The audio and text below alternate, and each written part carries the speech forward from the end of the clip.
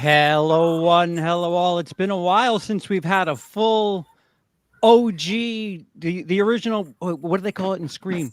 The Core core four. four. Core Yeah. We got the four. core four back. I, of course, as always, am CP, otherwise known as Charles. Yep. So humbled to be here. I mean, Fuego. I'm Lindsay. Friends. Hi, I'm Chauncey K. Robinson, aka Twisted CKR. Yeah, and she's got opinions. Yes. So last night, we picked up together for quite an eventful. Even if we only talk about the last 3 days, we have enough to chew on. So last night was the Oscars. Two films more than anything kind of stuck out and made a big mess out of everything. And it was Everything Everywhere All at Once and All Quiet on the Western Front, which is a German film that was available on Netflix. And that is the awards. These are the two leaders. Everything Everywhere All at Once pulled in 7, and All Quiet on the Western Front pulled in 4. Something that you'll notice is there's a lot of non-English speaking things happening with the Oscars lately, and something else you'll notice. I think I'll hand over to Chauncey. Chauncey, how do you feel about what happened with the Oscars last night? Do you think everything was fair? Because No, not at I don't. all. You know, there were, I mean, because I feel like I've spoken on, as soon as Angela Bassett didn't win, I went off because I was just like, holy crap. And it was like, it wasn't just Angela, Stephanie didn't win. She was the second. Stephanie Hazu, I'm saying right, HSU or Mhm. Zoo. Yeah, they were Everything like Everywhere. all against each Yeah. other. It was so weird. Stephanie from Everything Everywhere All at Once, who was actually the real the main supporting actress. Yeah. I mean, that was already weird because they put Jamie and her in the same category, which is like, well, you know. And then I felt like that was Angela's to get. And and I know some people like to get in particulars about, well, this wasn't the strongest performance from her and da da da da. Well, it wasn't the greatest performance from Jamie either. No, not at Yeah. all, man. Yeah, Right. yeah. Once. And I think there's so many layers to it. I guess we'll get into it. Just the politics around award season, the idea that particularly the Oscars, sometimes and many times people get awards not necessarily for that actual thing they do, but for their body of work. I was going to Yeah. bring that up. And you know, Yeah, I was I going know to say you are. lifetime achievement sort of Yeah. situation. exactly. Yeah. And so, because some people were all coming like, well, Jamie probably got it for her life. I'm like, and what has Angela been doing? Yeah. Chop liver? Well, Yeah. Like, I still thought she should have won when she was doing the "What's Love Got to Do with It" film, back in the '90s, which was a previous nomination, man. Oh So my I God. don't, yeah. Nothing So wrong she with her. kicks ass, man. do you know? And I you know just who- felt. Oh, go ahead. Sorry. Oh, no. Go ahead. Go ahead. No, I just felt like it was really just a glaring top off to a lot of the controversies that have been around award shows this whole season. If you think about it, the Golden Globes have had their issues and them trying to come back after the racism and the sexual harassment and all that stuff. And then, with the Oscars, the whole thing, how Viola and Danielle were pretty much pushed out of the category for Best Actress, and Andrea got in there for a movie that basically hardly had any kind of exposure because some of her friends in the Academy got together. I think people have to remember it's the Academy voters who vote, and what that comes down to is a lot of them do treat it like a popularity contest. That's why there needs to be more transparency about who gets into the Academy to be allowed to vote and the ways they go about it. A few articles have come out in the past couple of days from anonymous voters saying some really horrible stuff. Yeah. And I'll it's say like, fucked up shit. And don't think these people are the anomaly. They're not like this one-off person they happen to find. No. This is the sentiment going on here. So I think I think we have this conversation every year. Are these award shows relevant and things like that? But I think it's a lot more nuanced than that too. It is like This politics. is, It's sorry. who spent the most money on plugging their person, or who or nepotism, or Yeah. you like, And don't like even, forget, Jamie Lee Curtis is a nepo baby. yeah, Big she time. literally Even mentioned her admitted. family. She's been in Hollywood since she's been in diapers. And I say that as someone who likes her. You know, one of the Yeah. reasons why I got into the industry was because I told myself originally when I wanted to be an actress, I didn't want to star in Oscar films. I wanted to star in Michael Myers like Jamie Lee Curtis. That was literally my saying. Ask anybody in my family. So it's not me hating on her. Yeah. But she's a nepo baby. Most Yeah, people of have known her course. since she was a toddler. They get And shortcuts. some of them are man. still voting. Think about Right. that. That's being Yeah. an academy is a lifetime thing. So as somebody who does vote in certain we won't name what, but you actually have some degree of experience with awards. And is there any politics to it? Is there any, like, I guess behind the scenes from a voter, like from the critic side? Is it ever like, this person really deserves it, but this guy gave me $50, or and not to that nature, but like, I really would hate for this person to lose, even though I think that person was better. Well, I think people are just, it's not that hard if you Google me. I'm on the board of directors for the Hollywood Critics Association. I was trying. I listened. I did not trying to very coyly go about it. All you gotta do is go to my profile. It's right there. Yeah.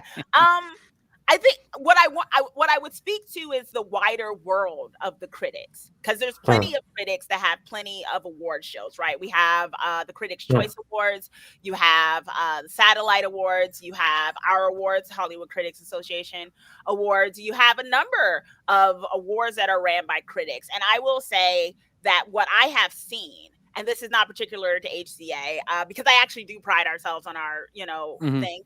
And we all have our own things Standards. at times. But there is a thing at times that you see of elitism, of people being like, well, I go to these screeners more and they do this more for me, so they're more top of mind for me than this other studio who never sends me stuff or never has me going to things. And then people have their favorites no matter what,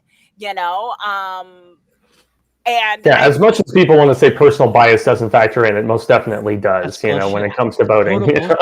And to talk about it too, why do so many people need awards for art? Like, you're in the industry, you're making like really good money just to pretend like that is the award itself. I would imagine. Like, how many times do you need to hear, "You're great, here's some medal.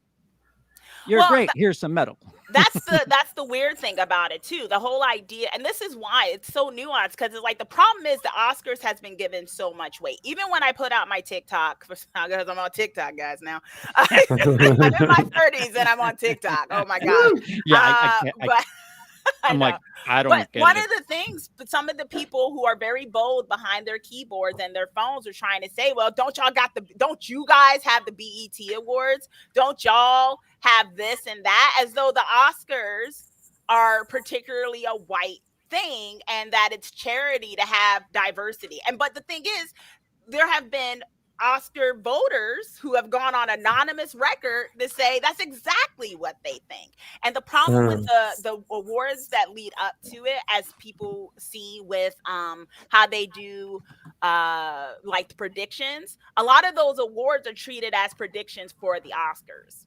That's, it's how they get their accolades. It's all one big ecosystem that I honestly, personally think needs an extreme overhaul, because there's a lack of transparency. And that doesn't mean I'm one of those people calling for all the Oscar voters to go on record or something. But I do think if there was a little bit more accountability, people wouldn't be voting just on popularity and who's their bud alone when it comes to something. And prove you've seen the movie. This. Or even like in the film. When you put your vote in, why this person over that person? Just why?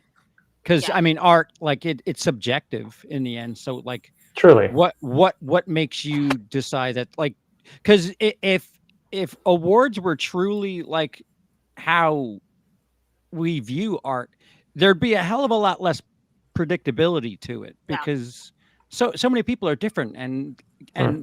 receive things in such a different way. So it wouldn't be such a like. I mean, going into this, everyone was like, "Everything, everywhere, all at once." It's going to do really well. Like, why? It's going to win everything that Yeah. night over the course of a few hours. Yeah.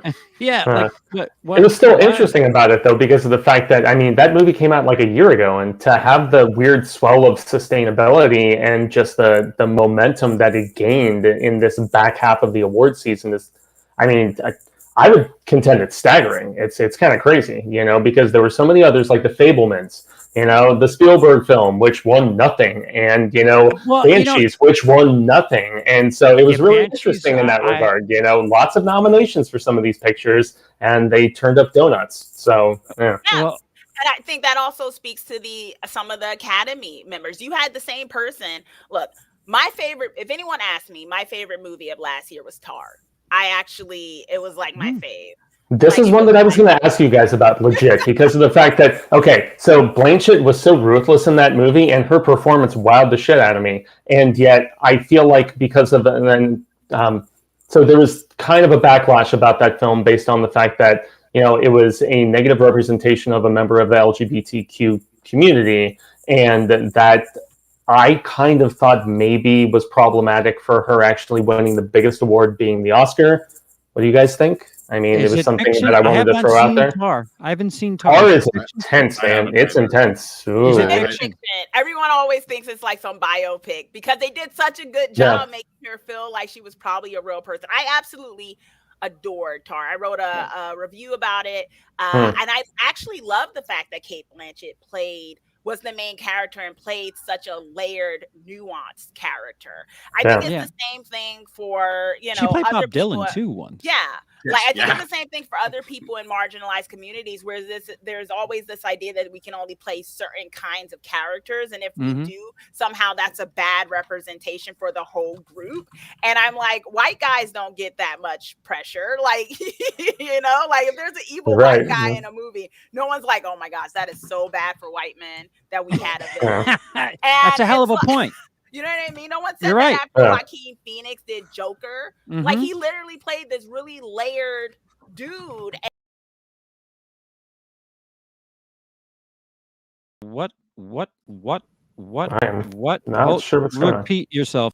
Hey, Hi. All right. So we all switched places. no, I don't Oh, know it's what okay. the hell just happened. So Melon does that to me too sometimes. nuanced. You were saying nuanced. Yeah, you know, he played a nuanced character. No one was saying that, oh, is that a bad look for mental health or something like that. I thought that was unnecessary. I thought it was one of those things, and I wrote to it, this idea that they try to place certain types of characters, particularly played by women, in certain boxes. And if they don't fit that box of saint or sinner or whatever like that, nice and neatly, then they're a problematic character.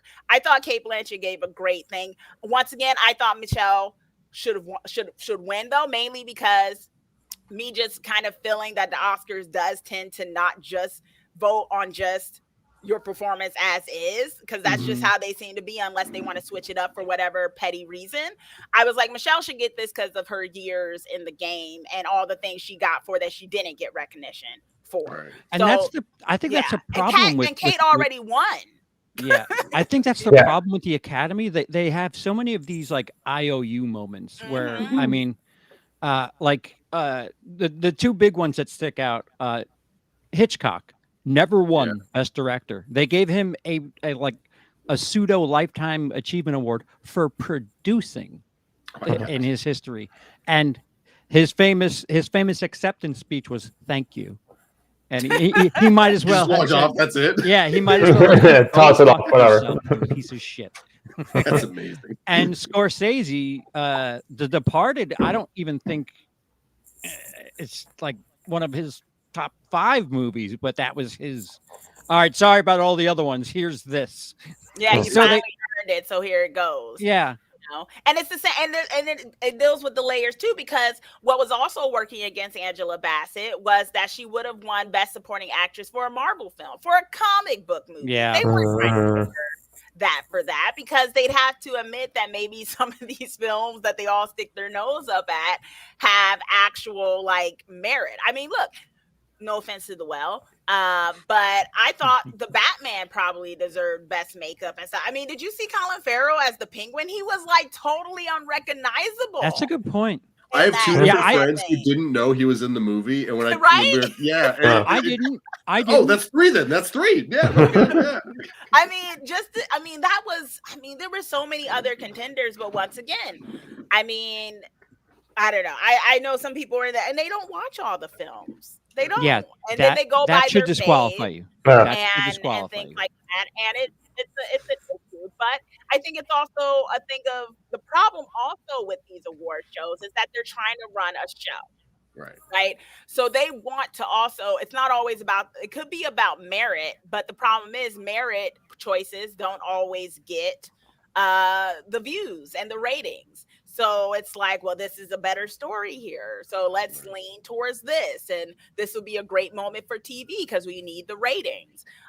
There's a lot of things working against basically having, to me, award shows that are really about the craft more than just, whatever attention that a group can get. Yeah. Lindsay, you've been quiet, No, Mr. Actor. I just think it's really always interesting hearing people talk about the awards because everyone it seems to just I just love opinions about it because everyone's kind of all over the place. Also, because we're talking about Cate Blanchett, I always need to shout this out. One of my favorite performances of hers, Snowpiercer. She was so weird and out there in that movie. Sorry, Yeah. I just adore it. So a few years ago, I made a really bad video on my channel that I always meant to kind of update about like how the Oscars. You've only made vote. one?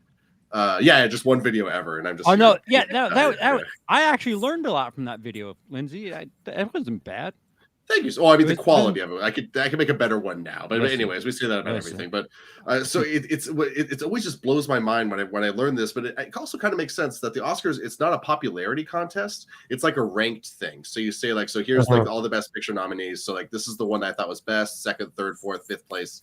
And then they do a complicated process after that. Like if one movie doesn't have 50% of the votes in first place, they then go to the movie that's ranked the most in second place and start awarding votes based off that. So that's that Georgia shit right there. That fucking. Yeah, oh, sorry, you didn't get half the votes, so we're just gonna it's complicated. get crazy with it.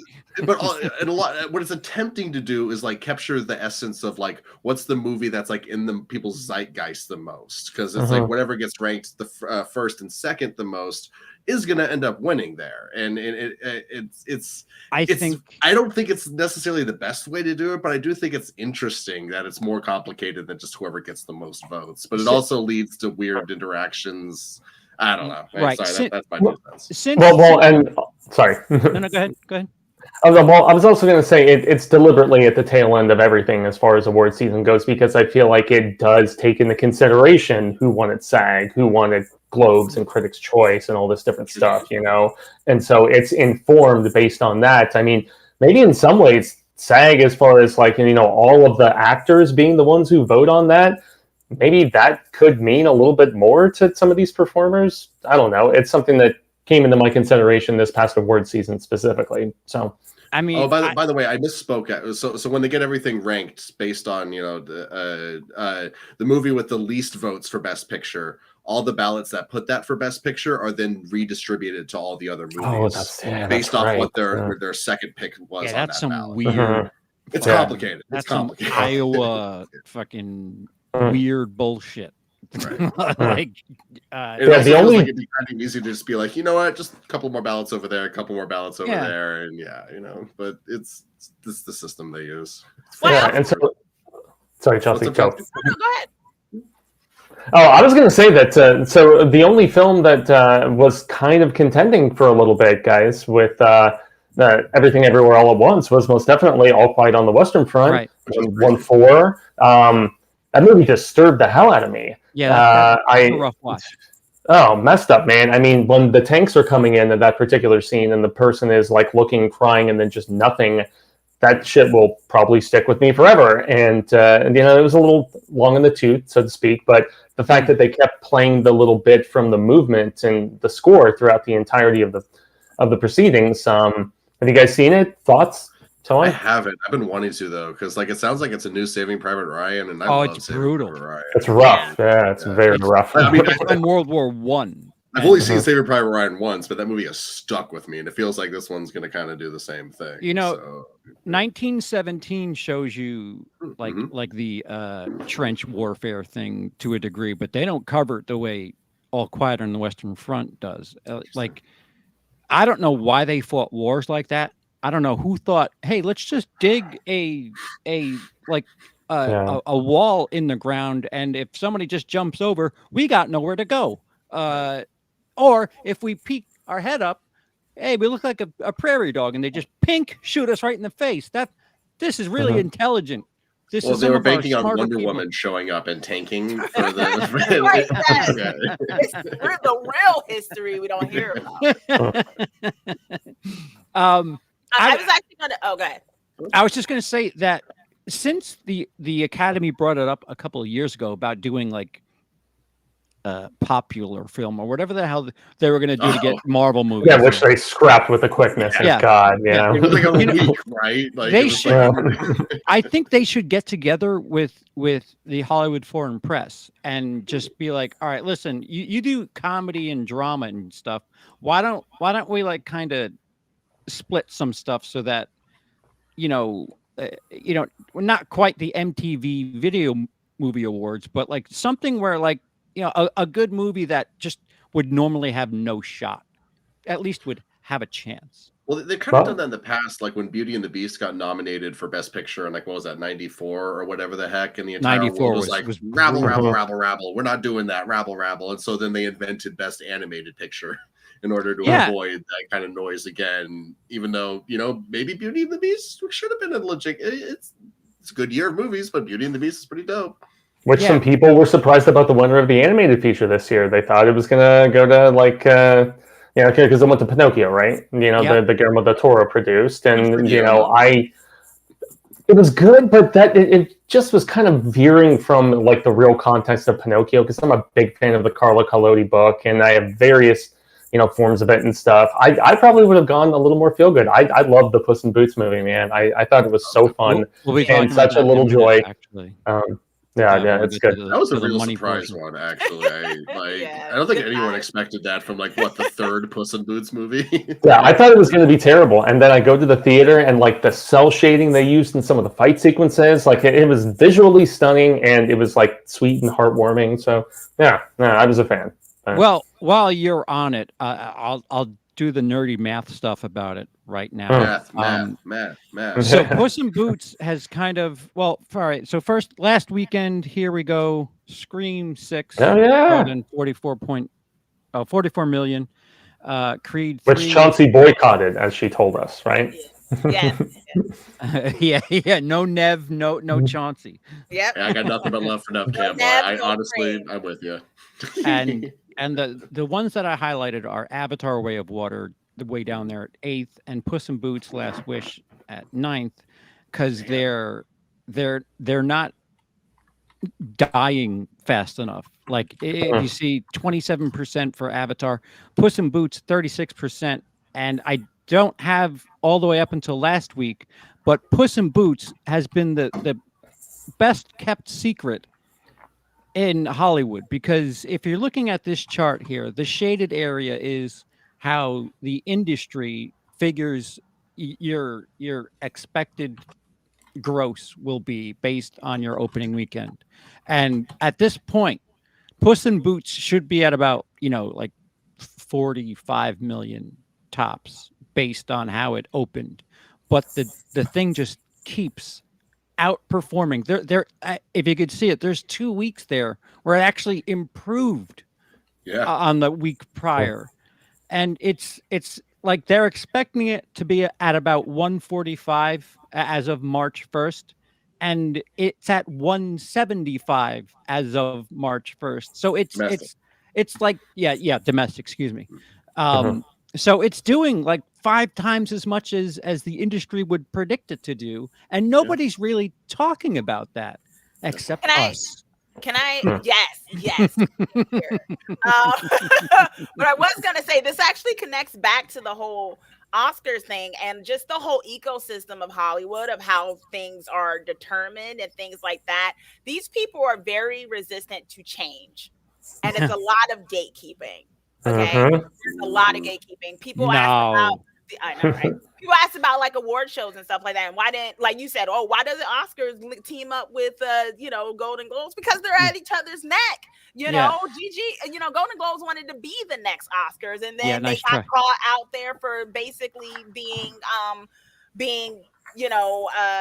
certain studios paying for lavish trips for their Yeah. critics and stuff, which totally is going to influence a person staying on your movie if you wine and dine them and fly them out Yeah. to New York. And if you look at the way like it's set up, it's like a bougie wedding because Yeah. they have like wine and shit. They're sitting at like dinner tables. Yeah, Like, it's what very the fuck old is this? school. And people ask why don't certain why critics groups and stuff, because it's honestly, unfortunately, I feel like a lot of the award shows aren't really about the public. It's about keeping the access. Yeah, It's it's like about about whining and dining certain studios and keeping cool with them. So when it comes time for other stuff and other events and everything, they keep that those critics in mind and stuff like that. And as long as it's about the inner circle of the elite, then they're not gonna listen to the public, right. because they've got their own ecosystem. And what we're seeing is reality clashing with their norms, and a lot of them can't handle that. What they determine to be the next big thing doesn't turn out that way. What they want to do this doesn't turn out that way, and they're resistant. They will ignore it. Yeah. Well, they don't want to give into what is clearly working and what clearly works. It's like what Seth Rogen made a bit of a fuss a little while ago, talking about how critics don't know whatever, and critics are the worst enemy until they give you a good score, and then it's all gold, right? I'm like, oh, see, we have a really good Rotten Tomatoes score, so we're great. And then the next day, if their score's low, the critics, I'd like to see them make a movie, and it's like, dude, make up your mind. Yeah. It can't be whatever. Whenever you think I'm okay, I agree with you. But if you think I suck, then you don't know. People in general need to make up their mind about Rotten Tomatoes. Like, so many people that talk about how all these online critics have no idea what they're talking about are always the ones talking about Rotten Tomatoes. So if they don't matter, just stop talking about Rotten Tomatoes. Stop giving major misconceptions. The movies put they've gotten to the point where they put like the score on the front of the Blu-rays or whatever. They have like it's so important. Certified. That's the legitimacy, and that's fine. I don't always agree with Rotten Tomato scores. I mean, I am on Rotten Tomatoes. You are a certified lady in that regard, right? Yeah. You add to that score that you don't agree with. I try to, if it's in the wrong direction, I try to go in the right one. See right there, grade. like that. It's like I've seen other people say similar things. Like, well, it shouldn't be that good. So I'm just despite I don't do it agreeing. that way. I mean, if I don't agree, it's like, well, But I wanted to bring up the whole thing of the old school. This guy, Paul Schnafer, what's his name? Paul Schrader. Nope. Paul Joseph Schrader. He directed Hardcore, American Gigolo, Cat People, Affliction, Light Sleeper. Cat People. The 82 version, I'm assuming. He's been Academy Award winning, Academy Award nominated director. This is someone that's very much into Hollywood, right? And this is what he said after. This is how bold these people are and how they are resistant to the change. Because he says, Oscars, so not Hollywood. Diversifying membership, recalibrating how votes are counted. These changes have transformed the Hollywood Oscars to the international Oscars. I rather like the provincial origins of the Oscars. Hollywood coming together to celebrate its own. What does that mean, right?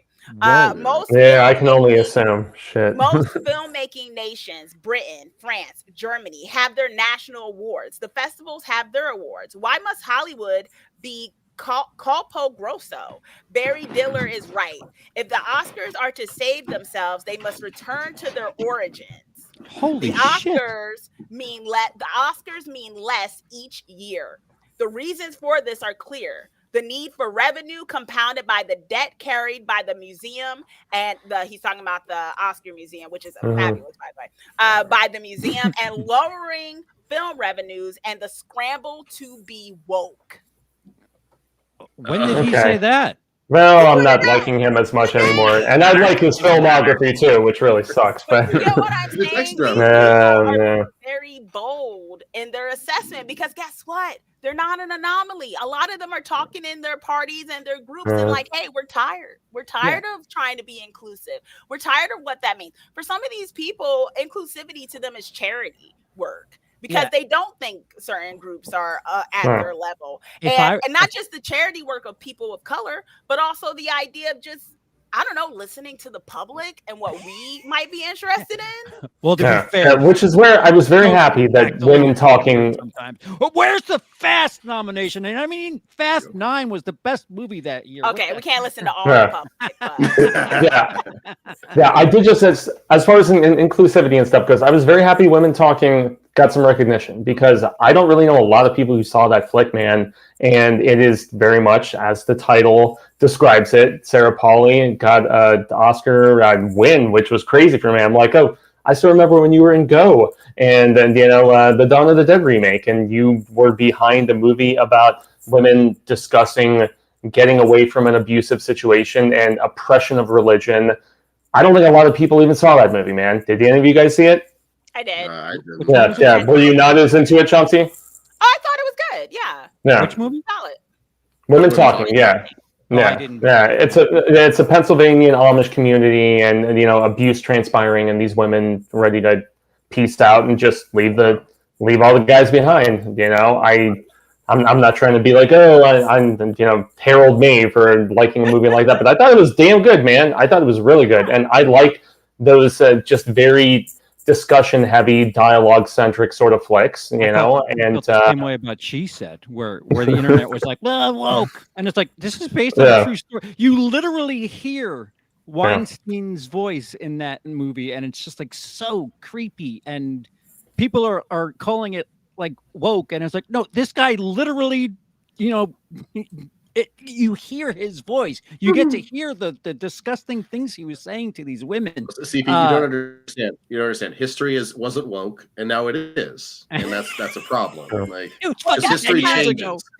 That's because the word woke for some of these people who are against. It's been used. And when it first came about, my understanding of the origin was, Black people using it as being a sign of being awake to injustices in society. That's all it meant. That's what I remember too. That there was oppression and things like that. And now it's gotten to be morphed and co-opted to meaning anytime, like for some people, it's woke if a Black person exists in that thing. Oh my God, no. There's a Black person as the lead. It's so woke. It's way more than just Black people. If the green M&M doesn't wear high heels anymore, that's woke.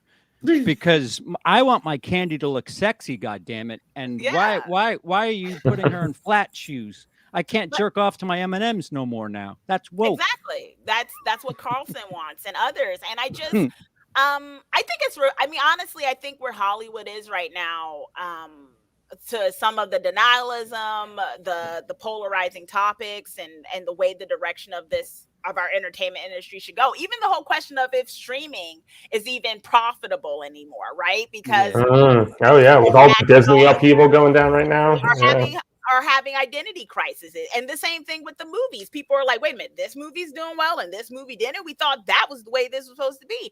And I think it's reflective of our society where you have a lot of gatekeeping. You have certain groups that have been used to being the dominant force. And Hollywood gatekeeps to it to like a castle. I mean, I said it when Fabelmans came out. I said, a movie about making movies. That's 5 nominations right there. Anytime you suck off either the town of Hollywood or filmmaking itself, you're getting nominations because I was holy shit, not. they love to go down on themselves. I was not a fan of the Fablemans, man. I did not like it very much. I thought it was very lukewarm, dude. You know, so, how does an 8-year-old know how to block and set up shots after seeing one fucking movie?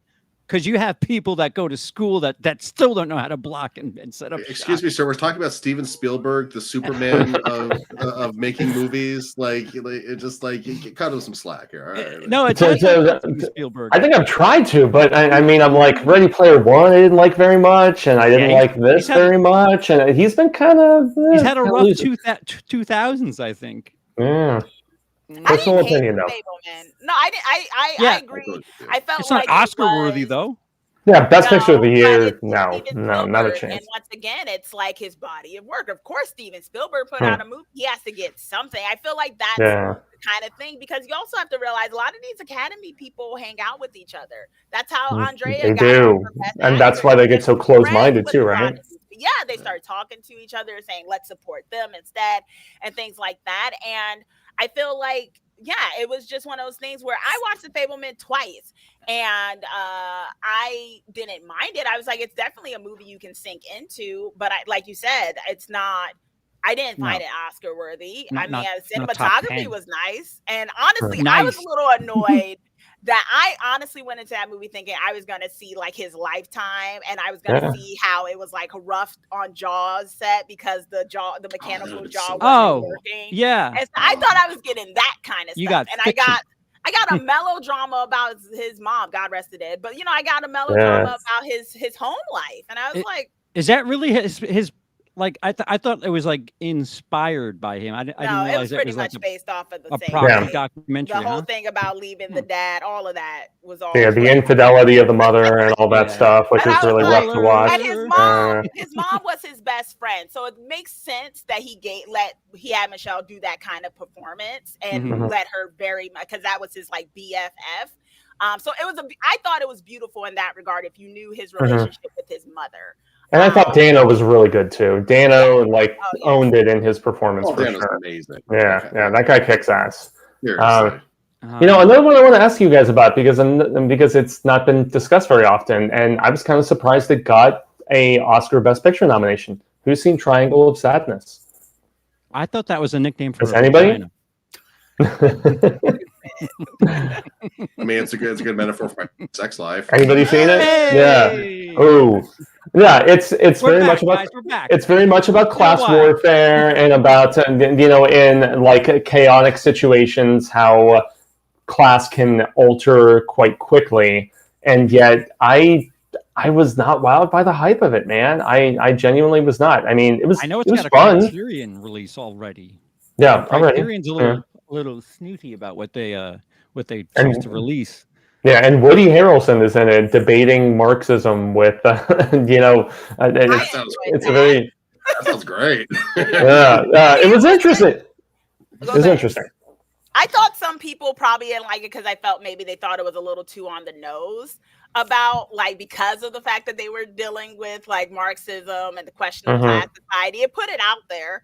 And also power corrupting, because you see what happens with that particular character and who she takes on as her little love bug and stuff, later in the film. And so it was a fascinating film, but I just didn't know if it was really, if it should have seen all the praise that it did. Personal opinion, obviously. I thought the better movie about class was The Menu, but of course they wanted. Oh my God! I love The Menu, man. Yeah, and I think that was very much a question of class and labor power and things like that. And it was like my second fave of last year. Yeah, but and being service industry myself for all those years, man. Like looking into it, I was like, oh, it's so brutal. It twists the knife in its analysis of it all. Two movies. So many good performances in that movie too that are just really understated, really simple. Like not gonna Ray finds like that line he has about like American cheese is the best cheese because it melts without splitting. Like I don't know why I love that delivery so much, but it gets me every time.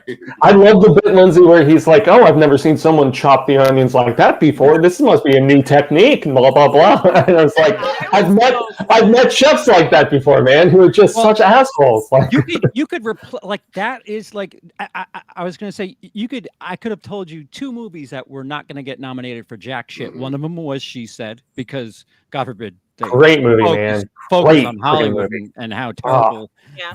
We haven't gotten all of them yet, so let's keep that on the down low. And the menu, because the menu is so much of Hollywood, so much of any art industry is just like everything in the menu, like these like Chauncey said earlier, gatekeepers and people who they just say shit because they know the words, but they don't know what, like the what the hell is his name from X-Men? He's Nicholas Hoult, man. Yeah, Nicholas Hoult. He was regurgitating. Yeah, he's just a poser. It's hysterical. Like I need to point it out. Anya was also in an X-Men movie. Oh yeah, she was in the New Mutants.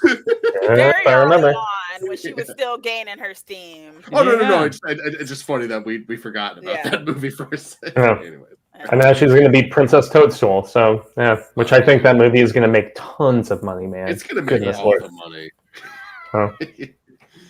Sean, I saw it. Thank you.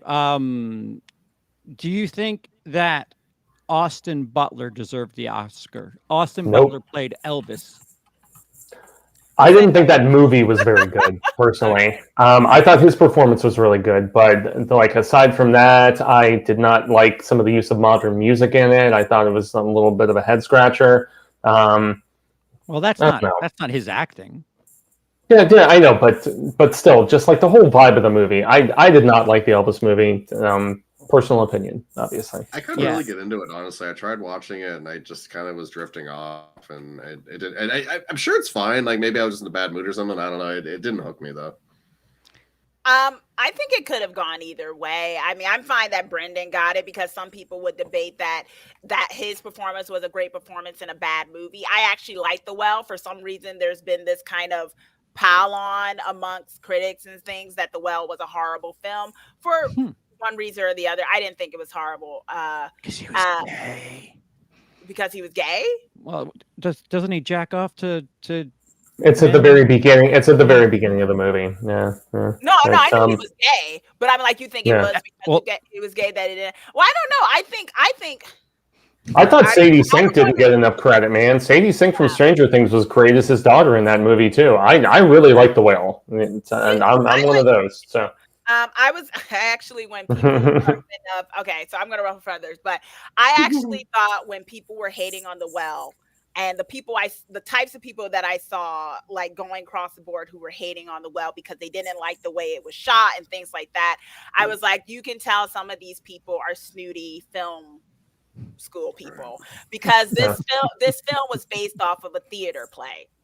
And as someone who has a degree in theater, I could appreciate which is why it all takes place in one spot, which is what typically happens. Yeah. People who were complaining, it was like, "Oh, is this it? Is it all just happening in this?" So I'm like, "Oh my gosh, tell me you're a film bro without telling me you're a film bro." Yeah, that's where it boils down to performance. And I thought his friend, who was the actress, her name eludes me, but she was terrific as just the long-suffering friend / caregiver of sorts to him. I thought she was tremendous in that movie. For best supporting, even though no one was talking about her. Of course not. No one was talking about her performance. There were a lot of great performances, and she was also in the menu too. She was in The Well, and she was also in. She had that one line in the menu where she was like not willing to substitute or whatever the hell it was, or bring out bread. I'm trying to remember.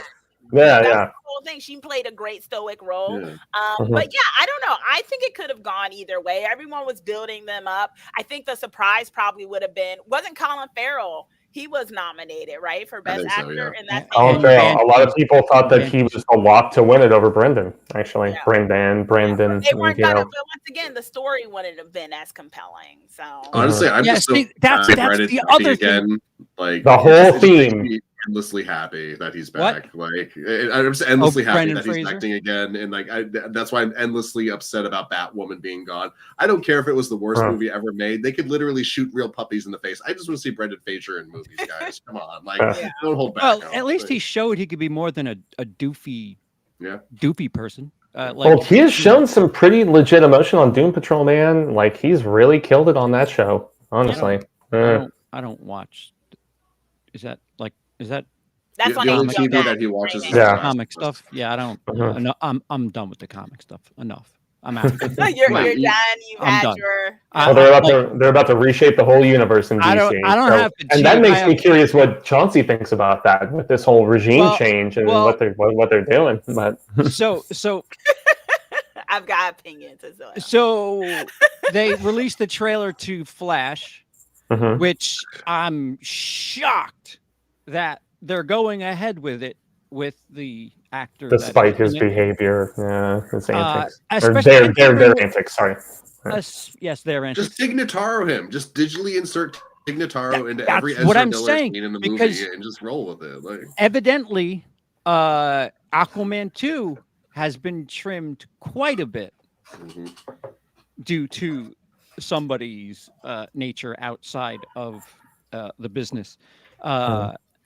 So how do you feel, Chauncey, about the trailer for The Flash? Because here's where I'll wake up from my fatigue coma when it comes to comic movies. The fact that Michael Keaton, that's for me, man. Batman, I was like, oh, you have my attention. This is quite interesting. Yeah, I mean, the whole situation. I mean, honestly, Warner Brothers, the whole thing has been a mess for some time. I mean, even with the whole Snyder thing, it was a mess, because they didn't want to give him his flowers when they brought in Whedon and things like that. And Whedon had problems. And I feel like I am not completely convinced that James Gunn's going to do a good job, because some of his stuff I think is a little, I think he's a little bit of a, yes. I don't want to mess up his name. Taika Waititi, who I love, Flight of the Conchords collaborator guy. Guy's awesome. Waititi, I think they're both the same type, where it's just so much, they just throw everything. Yeah, and Thor: Love and Thunder had this. Fuck it, I'm having a joke. That was horrible, and that movie was hard to watch. Poor Christian Bale. I had fun with it, but it was like when it hit. But but I think him and Gunn are the type of directors or creators we have to someone needs to be able to rein them in. If they rein them in, they can do just fine. But when they're just allowed to go let loose, it's just like no. Like rein that in. And I'm a little worried because James Gunn also has a tendency to want to, and I understand wanting to highlight comic book characters that are kind of the underdogs, but he also has a tendency to want to highlight the characters who are a little bit they're not necessarily hero types either. And I know he wants to kind of change the narrative, I guess, but people watch hero movies because they like the heroes. Sometimes you don't got to reinvent the wheel. And I thought it was kind of messed up what they did to Henry. He thought 100%. He was coming back as Superman, and then Gunn was like, we might use him for something else in the future, but this new Superman that I'm writing is not an origin story. Meanwhile, it's a young Superman working at the down, and I'm like, how is this not an origin story? Because you don't show when his pod came to the planet. It's still pretty much his life early on. They pulled the wool out from under Cavill, and I thought that was such a crap situation. Honestly, it hurt my heart a little bit. I mean, he went on Kimmel or one of the late night shows and said, "Yes, I'm back as Superman," and then they're like, "Nope, sorry." And they also they did a little bit of and we saw their tactics against Snyder, and we saw them again with The Rock, because with Black Adam, I think The Rock had pretty much been trying to campaign for Henry to come back as Superman. There was a whole thing, and then all of a sudden, the usual suspects of entertainment journalism, some of those bigger magazines that are pretty much in the pockets of the studios because they want to keep their access, so they will print anything and call it an insider source when it's really just the studio dictating to them the story, right? Go to an independent journalist, guys. But like, cause a lot of these, I'm serious. A lot of these ones are in the pockets of the studios. Yeah, they're shills straight up. So what we saw was some of them coming out with pieces about all the bad things that Dwayne was doing behind the scenes, and all of a sudden, I'm like, why is our first time hearing about this guy? Because that's not the real story. What you want to do is play down Black Adam. I mean, it wasn't the greatest, but you're acting like he made the worst film ever. And you also want to play down the fact that he probably isn't for whatever new thing you're trying to do with the DCU. And so there was a lot of politics behind a lot of that. So I don't know. I just think it's a little shady, and I don't think it's starting off on a good honest foot, no matter how much James Gunn is tweeting online to be transparent. I think Warner should just go back. Well, first of all, Warner or whoever the business will end up being, whatever the fuck that story is. With the immersion with Discovery and all that different stuff. Yeah. Listen, Marvel figured out an incredible way to make movies and plan ahead. That is so the anti-movie making way. You don't plan 5 movies in advance. Like you just don't do it like that. But Marvel managed to do it and succeed at it. At least through 3 phases they did it. I'm going to say they didn't really do it in phase 4, but kind of slipping. Well, in the first few phases, there was like a loosey-goosey nature to it. So it's like, hey, do you guys like this? Nope. We could just like nip it off, like in most cases. So that there was a redundancy to it. Not a redundancy. There was a way to get out of things if people didn't really respond well to stuff, but people kept liking it and kept liking it, so they kind of kept rolling with it until we are where we are now, where things keep being fine but also bland, and I don't know. And what happened? Which was Ant-Man. What happened to making one movie where like you had characters that you could spin off of a little bit? Just focus on making one good movie. It's a marketing gimmick that's gotten out of hand because they think that all audiences want is that universe. They want connected movies when no, we just want good movies. And if they're connected, cool. But that's why people are watching television series now, because if you want to have fucking 10 hours worth of this universe, then just fucking make it a series. Watch a TV show. Yeah, what the hell? Like Last of Us just wrapped up. We can't get the spoilers because not all of us have seen it. But I not gonna talk about when Chewbacca shows up in episode 8. We're just gonna steamroll right through. Damn it! So weird when Sonic showed up. I would also say that's why people like the Batman. And that's why I think people like the Joker film, because they do exist in their own universe. And I wish that, WB would see like, hey, these one-offs do really well. Maybe we don't have to try to be like Marvel and building a whole universe. No one was asking for that before Marvel made it a whole thing. And good on them because it worked. But I don't think a lot of us DC fans were really like begging for a whole universe. We just wanted some good films. And if all the Batmans are connected to each other and he never comes across Superman, I'm okay with that. Just give me some good Batman films. And the same thing with the other ones. I just I didn't understand why they felt so determined to I felt like they rushed the Justice League in when it just wasn't built enough. And so, but I agree with what Lindsay was saying, which is people just want a good solo film sometimes. And I think that's why the Batman did as well as it did, because no one had to worry about any other characters. It was just that this is the Batman. And even that's also kind of the charm that Black Adam had for me in a ways. Like it was kind of connected to everything else, but it was also kind of like its own little weird X-Men movie, off in the corner here, almost like a Marvel Phase 1 movie, where it's like it's sort of into things, but it's also off on its own. And I enjoyed that. I think it kind of fell apart towards the end, but it was a lot of fun just watching a team go off on a mission without it having to be the end of the world until it was about the end of the world. And again, you could point. You could point to the Nolan Batman movies, like those were trade-offs. You got sequels to Batman Begins and Dark Knight because he was like, I want to make this super big budget movie about dreams, and nobody would get the budget that Christopher Nolan got for Inception on an elevator pitch, because like I saw the trailer and I'm like, what the fuck is this movie about? Right. Sometimes it's you work from the start and you just see how things go. Yeah.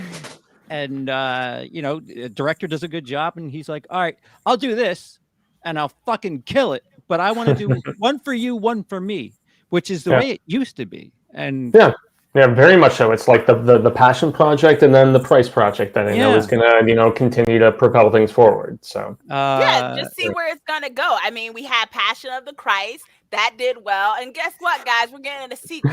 They're still making that sequel, Chauncey. Shit is nuts, man. I forgot about that. Just start That's literally a Family Guy joke. People like the story, then give us a sequel. That's all. Bring Jesus back. There's not really much to tell, though. Beyond. I mean, you can't kill him. He's like Jason. Is he going to be up at the cross and be like, "I'll be back"?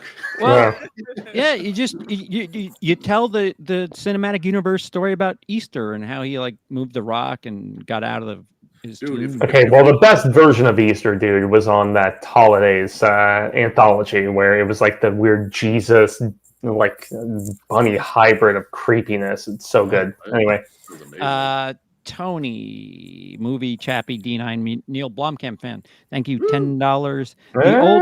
The old regime of Warner Brothers executives Toby Emmerich, Kevin Tsuchihara, I want to say. Is how you pronounce it? Jeff Johns, John Berg, Ann Sarnoff, and Walter Hamada are all to blame for the mess of the DCEU. Unfortunately, I don't recognize any of that. Those are all. I recognize them. Yeah, it was the old controlling piece. Yeah. But they all were not even on the same page with each other. I mean, what you have the biggest problem. Yeah, they all were on the same page, and I agree with Tony in that regard. And also, you just had a lot of the execs just coming in with their thoughts instead of just letting the creators create. Right. And producers are responsible for like making sure that they're timekeepers essentially, or they're the banker of the film. The director and the writer are the two people that are supposed to be making the movie. They sold you on what they wanted to make, and yet when they fidget and do things in the middle of production, like it's just I'll go back to my holy trilogy, the Star Wars sequel trilogy. If they had just pushed the fucking dates back and said, wait a minute, we're out of control, we don't know what the fuck we're doing, what is the story here? Yeah, but no, consistent vision. December 17th 2019 or we'll blow up. That's something that Hollywood used to do. Push it back. We don't I mean, shit, I remember I just recorded something with Cody Leach where we talk about 1994's The Ref, which came out in March, a Christmas movie that came out in March because they wanted to make sure they had it right. I love that movie. Movie's brilliant. Well, I feel like there's a crisis in Hollywood right now with so many facets of it, with people questioning the integrity or the legitimacy of awards season, and why are we still doing that, and who gets to dole that stuff out.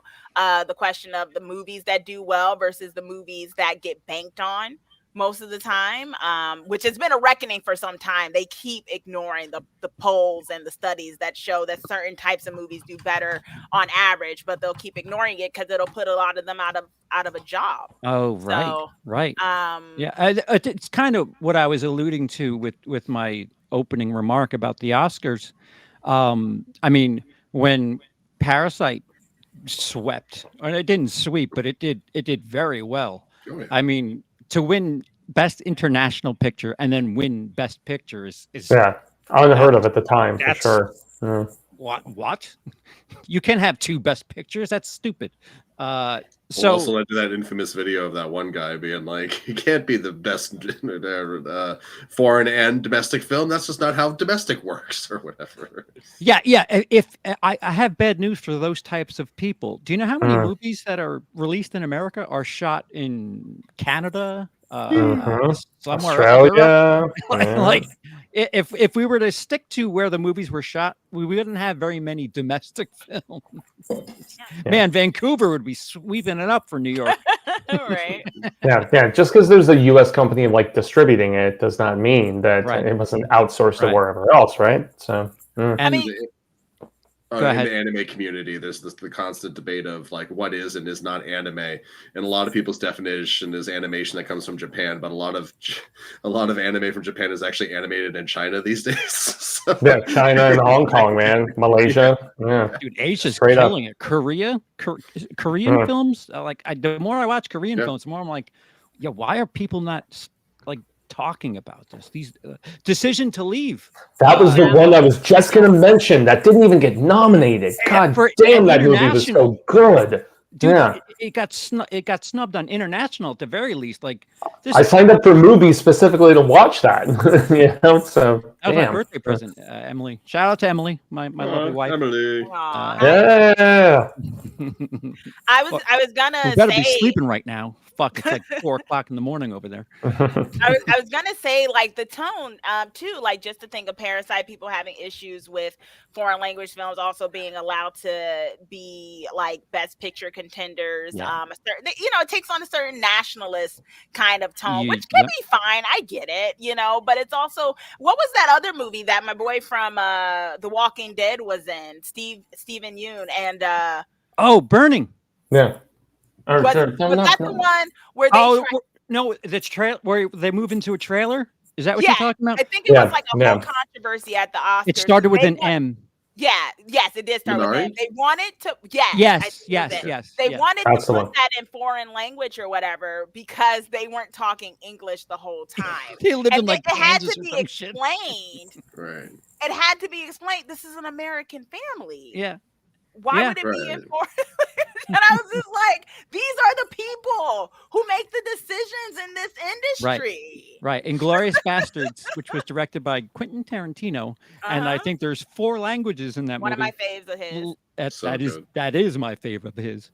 Lots of subtitles in that movie, but no, that one got released to theaters, did quite well. So I bet people said that about Everything Everywhere All at Once too, because a lot of the scenes are in True. Yeah. Well, that was this guy Paul Schrader's whole thing. It's becoming too international, but it's like she literally lives in the family lives in the U.S. It's a U.S. family. And isn't the epitome of this country that we're a melting pot and that we have so many different nationalities and so many who have come here and to. Yeah. I scratched my head, man. The problem is like the politics from both sides are really starting to seep into things, and it's just like the message used to be subtext. Like stop making Pure Flix movies, and please somebody take Dinesh D'Souza's cameras away from him. I don't know. Kevin Sorbo's Antichrist is coming out. Oh my God! Wait, really? Oh, he is the Antichrist, so I mean, he's perfect for that role. You know what's funny too? I like Kevin Sorbo. Like, what's that? Like, have you seen him on Twitter lately? Like, no. He's an insane person. Go on. But like, I've liked him in a lot of shows. He's a terrible person. And like, I liked him in Hercules. Yeah, he's great in Hercules. Yeah, that's what I remember him from. Show he was on, great stuff. I always liked when he crossed over with Xena too.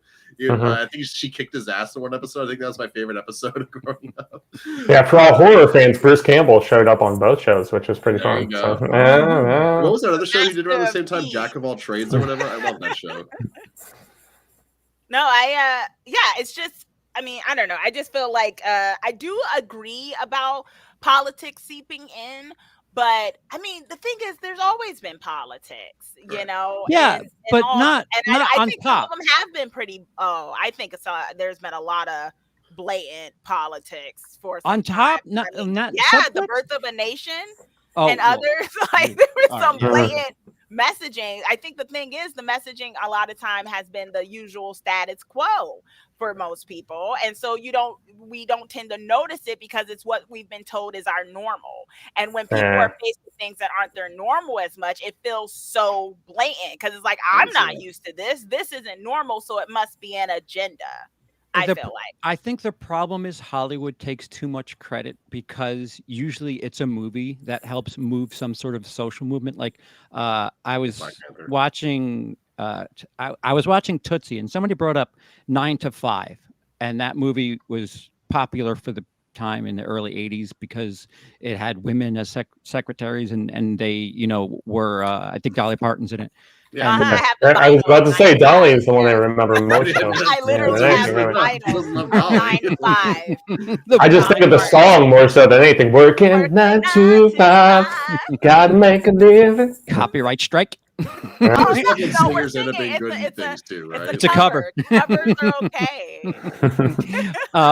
Yeah, so like that's when like there's like studies, or at least one study where they point to women making more money after that movie came out, and it's just like, really, you need movies to wake people up and like have them do certain things.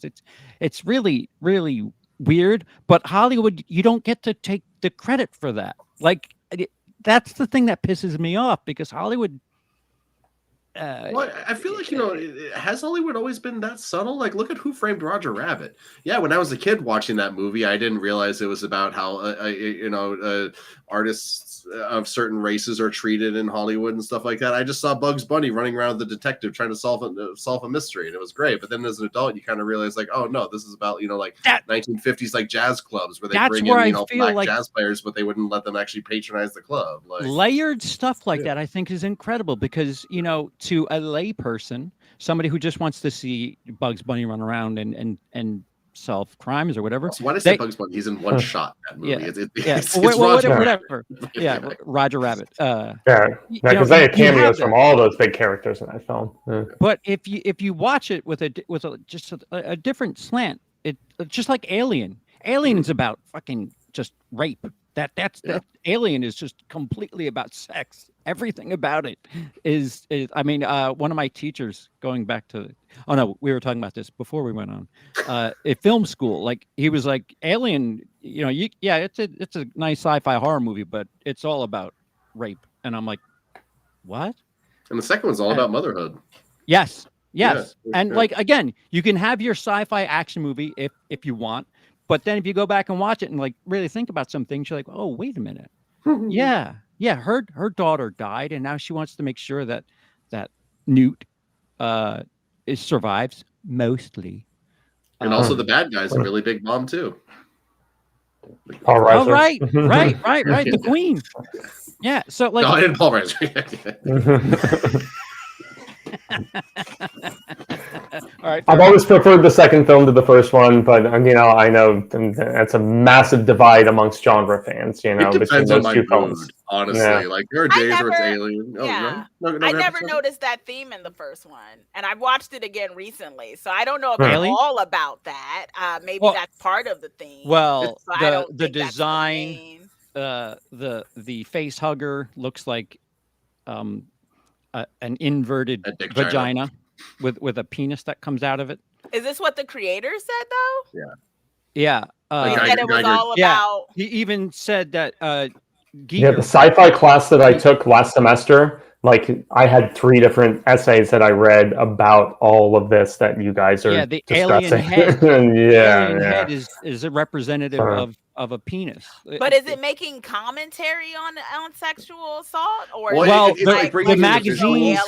It's really about capitalism and the way that it treats people, and like that's what I got was the fact that they sent this through, didn't tell them anything, and basically left them to be, you know, what ends up happening. But it's like, I didn't think I thought it was more that theme of the whole idea of these workers not being informed and basically just being cannon fodder, which is what capitalism does to us.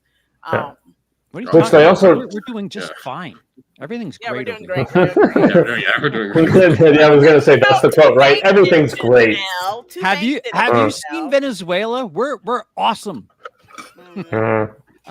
Dice, good call. Alien could have been about a hard R, specifically against guys. Thus, why so many men found it terrifying. Yep. Yeah. Well, I mean, the biggest thing about fear the original birth. Alien film was that it like put on its head the aspects about what a like powerful like female lead was supposed to be, and the compromise aspect was that maybe she was a little too corporate leaning at the end of the day, and thought that she was doing the right thing, but she still rose to the occasion and kicked ass, and Yeah. So major props to Sigourney in said regard. I love Sigourney so much. I'd watch her She- do anything. She was at the Oscars yesterday. Oh, yeah, I I love whenever I said, start- yeah, they showed her briefly. Yeah, I don't know. Yeah. Tony movie Chappie D9. By the way, I Neil love the movie Blomkamp. Chappie. Respect for shouting it out. Yeah. Huh. Yeah. $10. Thank you. You hired a guy like Zack Snyder. You sat down for hours with him discussing stuff. And when Snyder showed the old executives his plan for the DCEU, that was your chance to second guess Zack Snyder. Yeah. Reinstate the Snyderverse. Yes. Oh, no. They Yeah. That's why I'm so curious about what they're going to do with the Flash, because like this Flash film is definitely going to be kind of the sayonara to that little pocket universe, maybe. and it's You know, the easiest way and- to do it, right? It's the I easiest guess way so, to because do it. they're like, they're gonna like Gunn even said he's like it's gonna reset everything.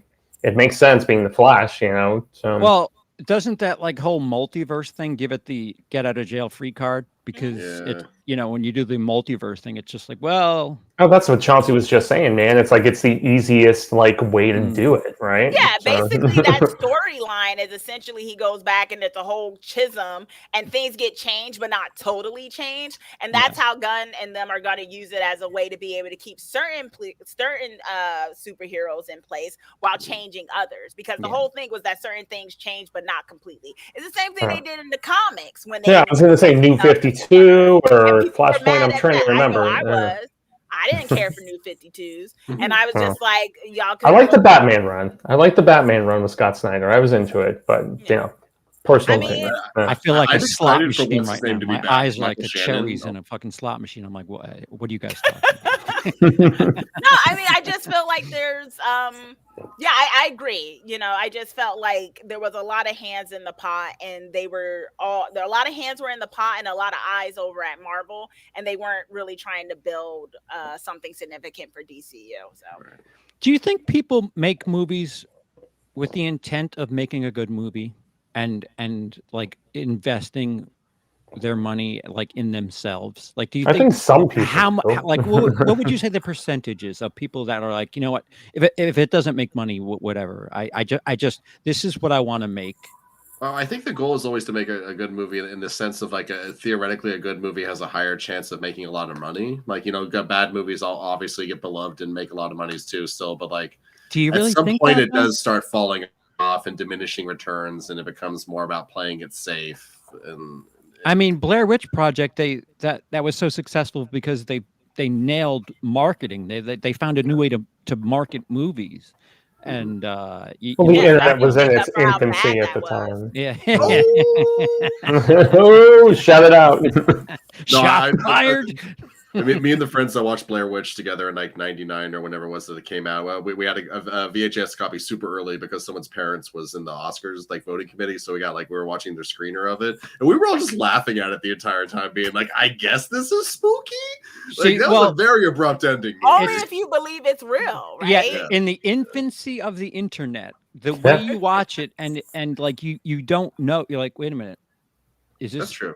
And that's where it was very much a product of a time, right? Well, they got it from Cannibal Holocaust, so they're not even original with that idea. Cannibal Holocaust, same thing. The director told the actors, like, you have just give me a year, just lay low.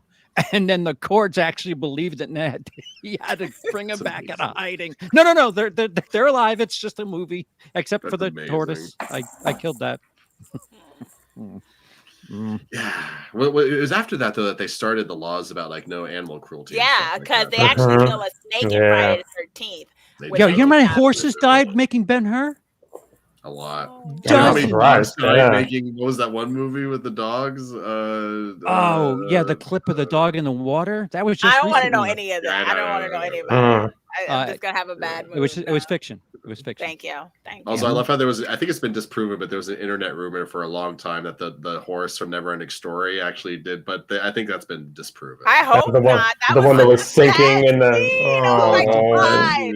I Right? hurts my cried. heart every time. Well, I mean, shit, people died. I mean, Twilight Zone, fucking. Right. I mean, how do you not realize that you have a helicopter that if you're too low with a helicopter, you're going to chop people's heads off? Like what? Regulation. You need regulation. If you watch The land is and so cursed, man. yeah, and that was the bit that was on the what cursed films. I want to say, if I remember correctly, CP. Yeah. It was one of the cursed films installments, right? Yeah, where they talked about that. What is that? I'm not familiar with the cursed. Is it like a documentary series? I think It's a on, little series that they did on Shudder, Chauncey. Yeah, I want to it's on say. Shudder. Yeah. So First film, they get interviews from people. Poltergeist is on there. A lot of Poltergeist, The Omen. The Omen is probably the craziest one though, because of the fact that there are other people who died in like plane crashes and stuff that were like people who made that movie. It's weird stuff. So. Yeah. I was gonna say to answer the question you said, do people make movies for? I think it depends. I would say A24, everything everywhere at once is from A24, right? Mhm. And it was a whole thing when they came out with doing the multiverse, because that's what it deals with, a multiverse versus Doctor Strange's multiverse. And people basically said EAO did it better than Doctor Strange, and we all know Marvel tends to be a bit of a cash grab with the toys and all of that. Well, I don't want to offend any Marvel fans, but like, tell us how you really feel, Chelsea. I actually agree with Martin Scorsese, and I didn't want to say, I agree with him about those films. They're roller coasters. They're not necessarily film, except for maybe Black Panther in the recent years. I felt like, and so and Blade. And they neutered it too. They're making it PG-13. Yes, they are. Like in the platonic universe, that's like the perfect version of everything in our universe. Blade is the one thing that is crossed over.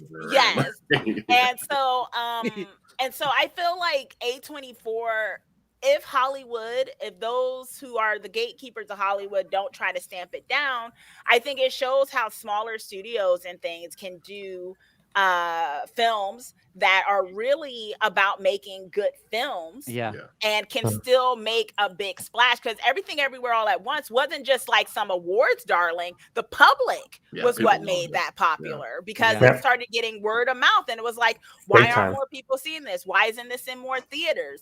And people pushed that. That was the public saying, here's a good movie, because all this talk, Top Gun did bring people back to the theater and stuff, of course, but it was like, here's this other movie where people are like, I want to see this kind of thing.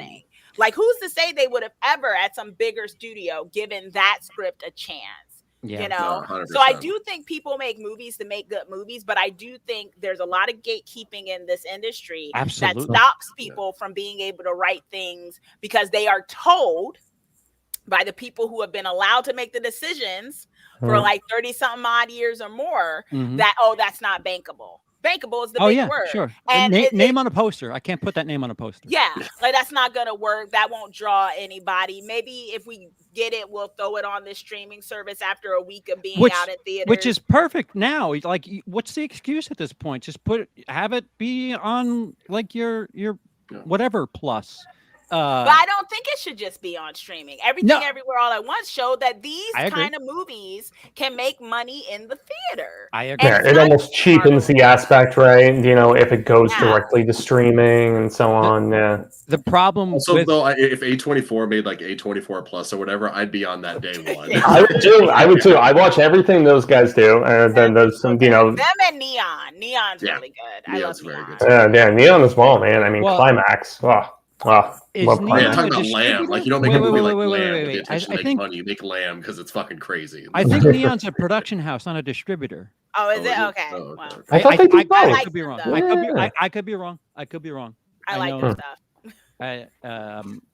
But there is a counter to what you were talking about, Chauncey, and yes, A24 gets the most bang out of their buck. I would 1,000,000% agree with you.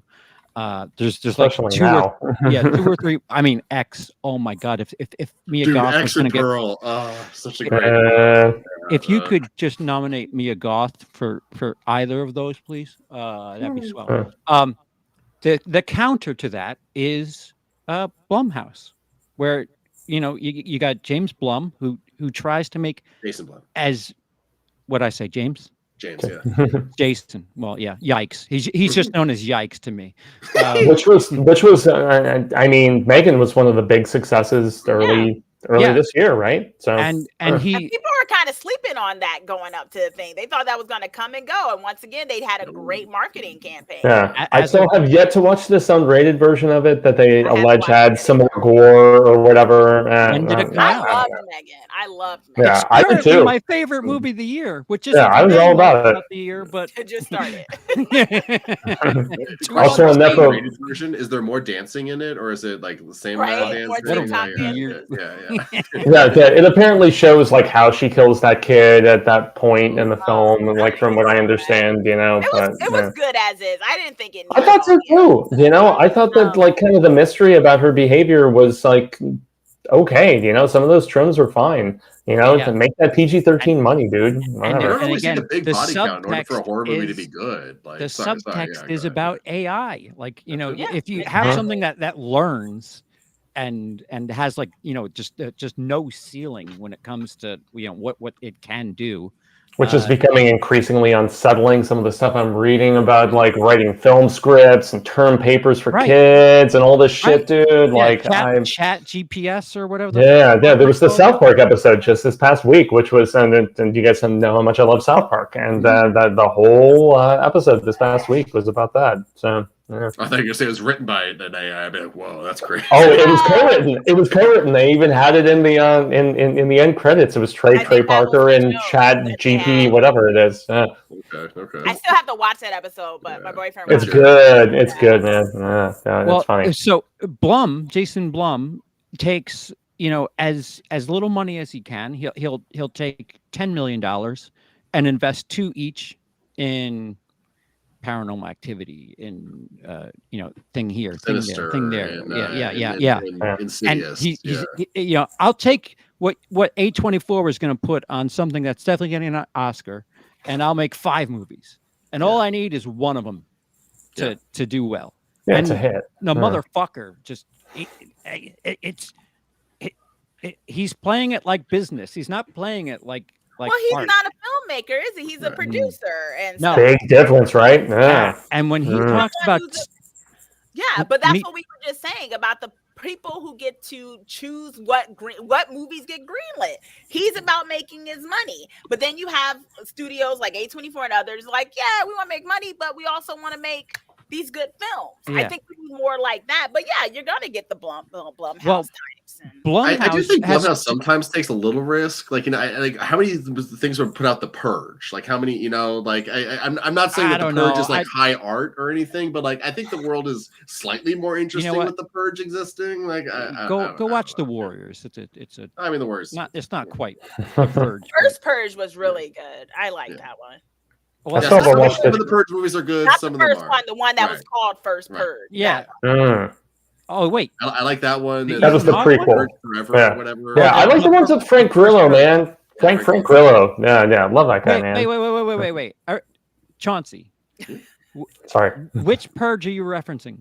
Okay, I did like the one with Ethan Hawke, but my favorite one was the one that was talking about how the first Purge ever with came Marissa out. Tomei. Yeah, and it ended up happening in the Black community. Yeah. Because that was amazing. Very. One of the most fascinating parts class. of that movie for me was when they're like, "We'll pay you $5,000 if you stay on the island tonight." I'm like, "That's a crazy idea!" Like the government paying people to stay in, but I don't know. Well, I mean, was a fun movie. It like again, that's there's subtext in that, and it's a little bit more texty than it is sub, but you don't have to think very hard to realize what the fuck they're telling you there. Like shit like that happens. I mean, what do they test? The things they did Agent Orange and all that weird shit that They had the did. Tuskegee experiments and Yeah, shit like that. So like, is it that far fetched to think that something like that could happen? Well, that's why it hit hard. I mean, that's the beauty of horror in general, is just Yeah. the fact that a lot of time for decades and stuff, it has been able to seep in the socio-political in its stuff, because Hollywood elitism tend to just snub their nose at it and say, there's no way this is great. And when it is a movie they like, they call it elevated horror, because there's no way they can allow it to be I can tell you don't like the term elevated horror, right? I mean, the fact that it's thrown around so goddamn much now, you know? Scream 5? It's such a BS, you know, kind of a designation to kind of separate it out from all the other great snooty. horror. You might as well just call it snooty. Just call it. It's not the horror that I'm used to. But saying a horror is elevated horror is like, oh, that's one of the good ones. No. Yeah, we'll that's take that one. Right. Yeah, there's like an additional aspect of sophistication or something about it, you know, which as somebody who covers horror on the, you know, like continual, on the reg, like I find that a little bit offensive, because I know there's a lot of very lowbrow horror out there. I'm not going to lie, but you know, it's still in the same right. Like I feel like there's a lot of sophistication and scary shit and unsettling situations put on screen. So you know, and it's not all even horror. So I still contend that Sinister is one of the craziest cinematic experiences I've ever had. Me watching a horror movie for entertainment as I watch a character watch a horror movie and be horrified. It really messed with my mind when I was 22. I loved it. Like, yeah, Troy, we're basically saying the same thing. Troy says, I don't like the term elevated horror. It implies most horror has no real worth. Exactly, agree. Right. Yep, it's diminishing all the other expression. Yeah, it's such a weird thing, but it's what Hollywood does, because once again, it's all connected to that elitism and, you know, keeping certain people out so that everyone thinks the ones who are in are super important and that they're the ones that have the power. And it's a social engineering is really what it is, you know? I mean, I know a lot of us had hoped the tides were going to change when Jordan Peele got in there for, I think it was Get Out. Yep. And we were like, oh, times are changing. Maybe horror is going to get it. And dude, he was snubbed this year, which sucked, you know? Like, with Jamie winning, I saw some people like, hey, horror finally got in there. I'm like, no, it didn't. It's a horror movie. Got it for everything. She went for Halloween Ends, that's for fucking sure. Halloween Ends, which in my opinion was better. I actually liked Halloween Ends, but I actually liked Halloween Ends too. I actually liked it because I thought it subverted It did something drastically different, which I applaud it for. And I thought once I got into the groove of it, I'm like, oh, I see what they're doing. This is smart. And it was actually quite good. Definitely better than Halloween Kills. Definitely better than Evil Dies Tonight. Oh, that movie's terrible. I really, truly don't like Halloween Kills. That movie's so hard to watch. It is borderline laughable, man. Like everything you guys are saying, I think they should stop testing movies for test audiences. That's what I have to say. I don't ever get an invite for test audiences, so I don't. Well, you're in California. They're doing them all over. Like they low key do it. Well, they do them here in Phoenix. Like 100%, they do them here. And since I'm like that weird little like middle, I'm pressed for certain things, but I'm a fan for other things. Like I get invites to both of them, and they go by like the Census Bureau because I've heard. No, actually, no, wait. I've been kicked out of Run, Sweetheart, Run, so I can talk about this. I love that movie. I like that movie too, man. Yeah, I liked it. Yeah. I wrote a whole review about it. I was like, this movie people need to see. And I like the editing aspect, Chauncey. I thought that was what I dug so much about it. It was fucking fierce and visceral and just like boom, boom. Yeah. I liked it. I was like, more people need to be talking about this film. I was like, this is boss. They were talking about Men, which is basically the slow. I do not disagree with you one iota. That movie was horrible. Yeah, that was. I don't know. And I like that movie too. So I'm sorry. It had great practical effects. I love the practical effects on that thing where they was giving birth to each other. Yeah, I thought the score was great too for Men. Yeah. He had fallen asleep on that film, my boyfriend, and I literally woke him up when that scene started to happen when they were birthing each other. I was like, no, you're waking up for this. This is what this movie could have been about most of the time. I didn't like it. I felt like it was too I'm a big Jessie Buckley fan, so I mean, ever since she did Wild Rose, so I'm kind of like contingent on that with her. But I was interested just because like it's Alex Garland, right? Yeah, Yeah. Yeah. Ex Machina. Hi. Yeah. Hi. Annihilation. Annihilation, which kicks so much ass. Yeah, that bear scene and Annihilation, man. Holy crap! That bear scene. Oh, fuck me, run. Yeah, man. That traumatized. Yeah. Did you see it in the theater? Did you see it in the theater? I saw it in the theater. Yeah. In surround sound, you're like, I was like, oh man, I got nowhere to go. And that's why I had high hopes for Men, but I just felt like it didn't do itself much any favors. I felt like, because we are in a time where, I don't know, I felt, and it's the same thing with Run Sweetheart Run. I mean, something has messaging in it doesn't mean it's clobbering people over the head because it has a message. And I think that's what gets confused. Run Sweetheart Run has a message. It's very in your face with this message, but it was done in such a way that you could enjoy it and it was still entertaining. Yeah, it was very fast. Yes, and I felt like Men had a tendency to just be kind of artsy vague. And I was like, well, you're clearly trying to say something. Maybe you should say it. Yeah, I what I took from it, and nobody really agrees with me on this, the fact that that one actor played all different men, was that, like, her suffering her trauma, she sees all men as the same. Like, that's what I interpreted from why that choice was made, having that same face on all the different people.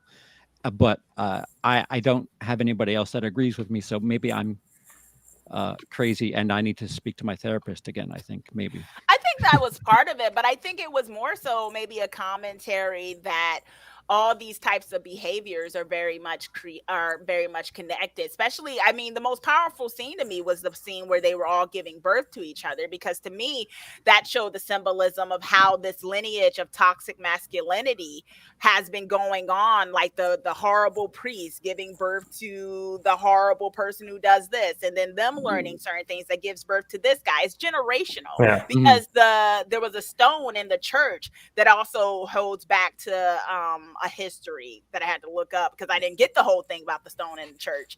And I was like, well, what does that mean? Why is this keep getting why do they keep going to this stone? Yeah, they were leaning very heavily into the Celtic Green Man stuff in that film too, which, while I enjoyed the movie a lot, I can see just, I don't know, it's not without its flaws, that's for damn sure. So I feel like, thanks guys. Yeah, I think it was it suffered from the same thing the Northmen suffered from. I felt like there's certain things you got to explain to the audience. I hate to say this, and I've realized it in the last year, maybe since the Rona came around, is that a lot of people in this country are like a little dumb.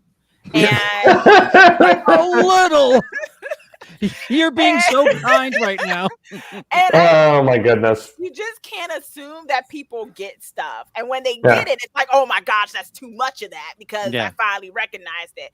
And I'm just like, I feel like you got to spell things out for you precious flower.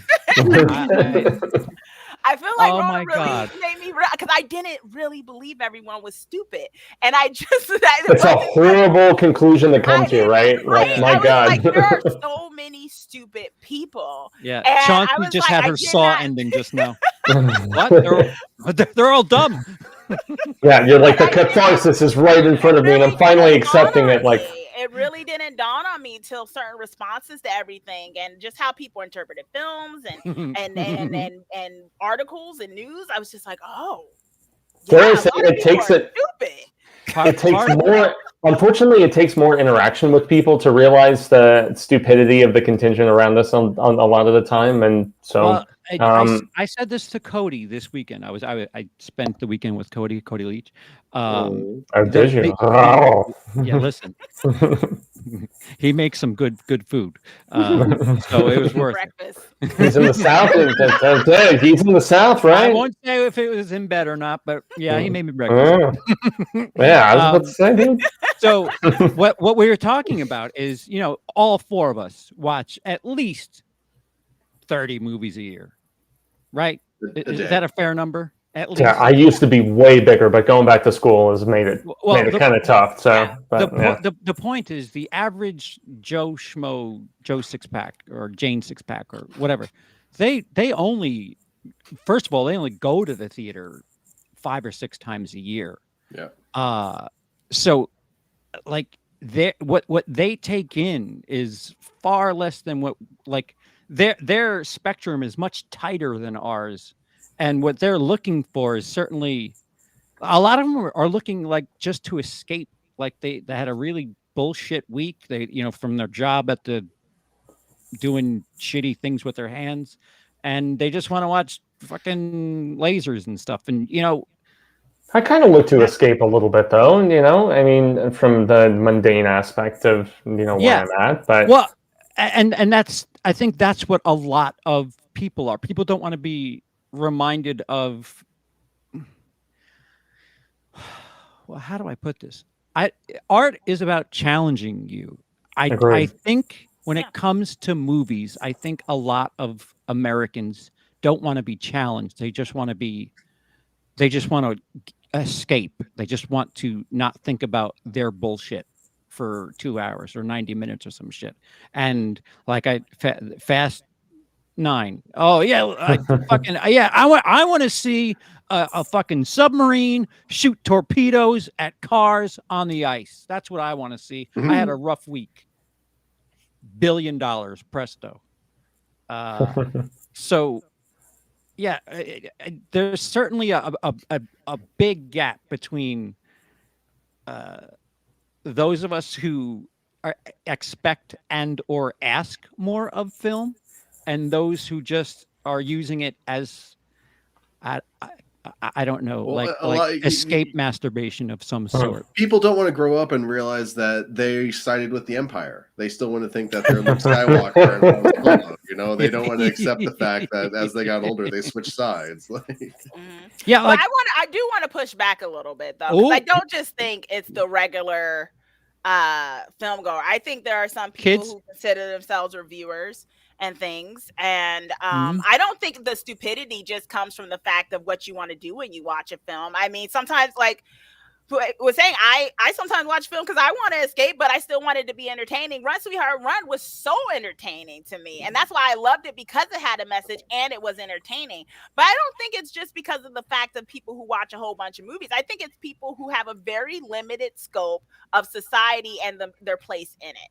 And I think that's why you have a lot of so-called reviewers and stuff who give certain credence to certain types of movies while they'll dismiss other movies because it's out of their wheelhouse. They don't have the range, and they never try to get the range. I think in order to be a real film critic of analysis and stuff, you need to read books, and you need to know stuff outside of just what's put up on a screen. Yeah, 100% of those movies. And unfortunately, you have a lot of people who push certain narratives about what film is good and what film is bad based off of their limited scope, because they think simply because they exist, they are entitled to an opinion.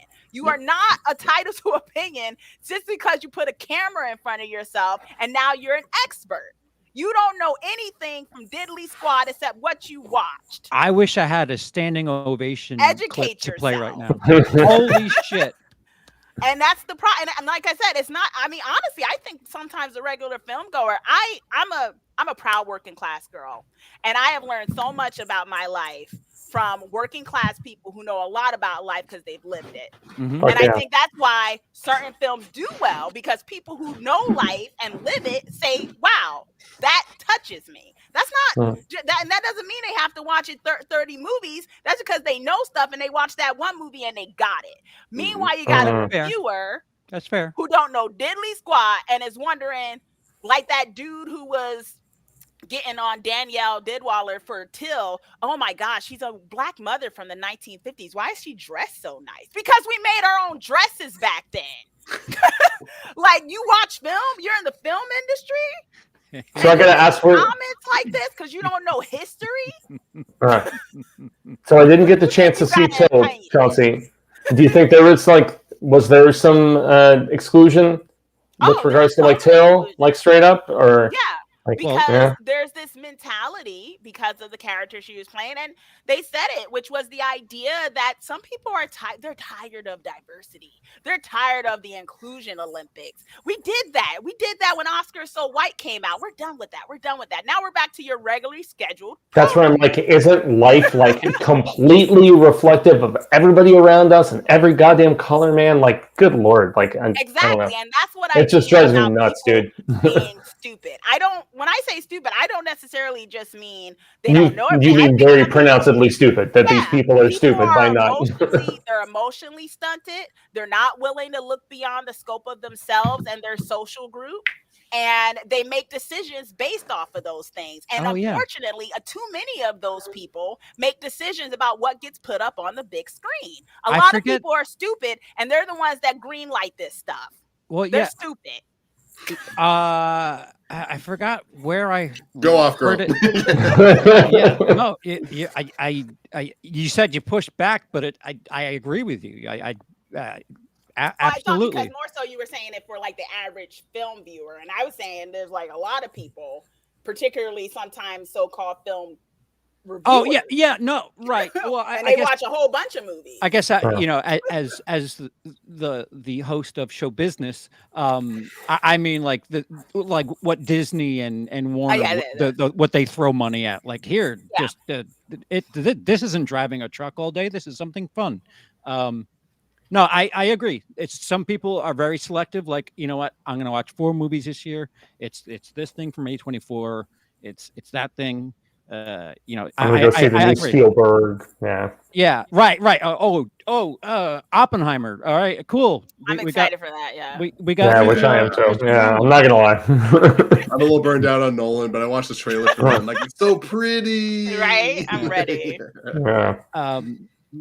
But there was somebody who said that I'm paraphrasing because I absolutely don't remember what the quote was, that 30% of Americans, maybe not everybody, just want to be told, what to do. Yeah, what if it's close to what they agree with, they don't care. They just want to follow. It's really, I think there's a part of why. I don't want to get too. I think there's a thing, and I say this as a spiritual person, but I think there's a reason why religion is so prevalent, because people want to believe in things and they want to be told what is the right path. Mm-hmm. And I think it's the same thing with culture.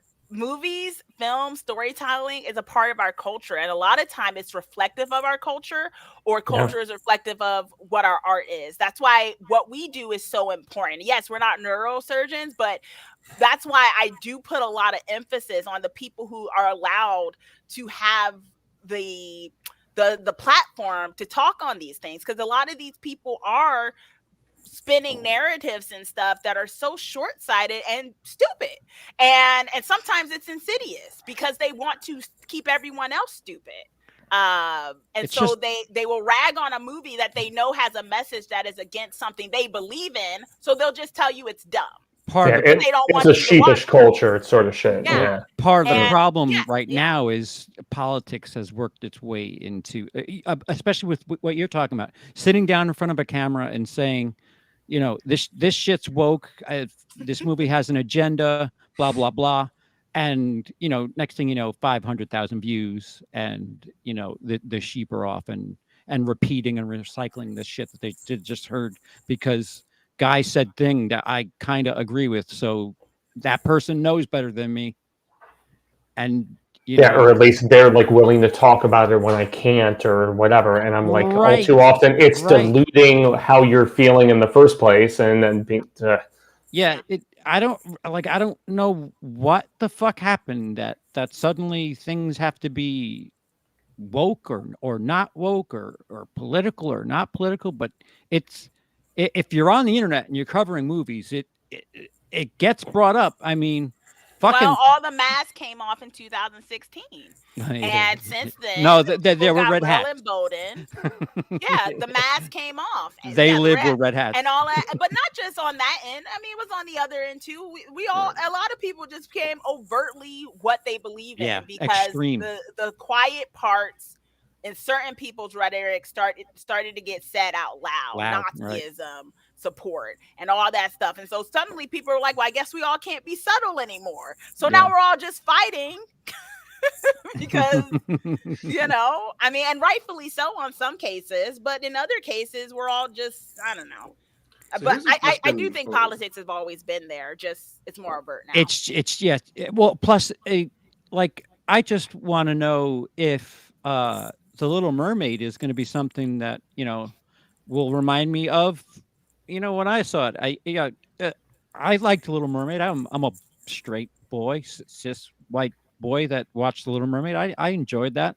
But apparently, there's politics in that now because I that fucking trailer looks like.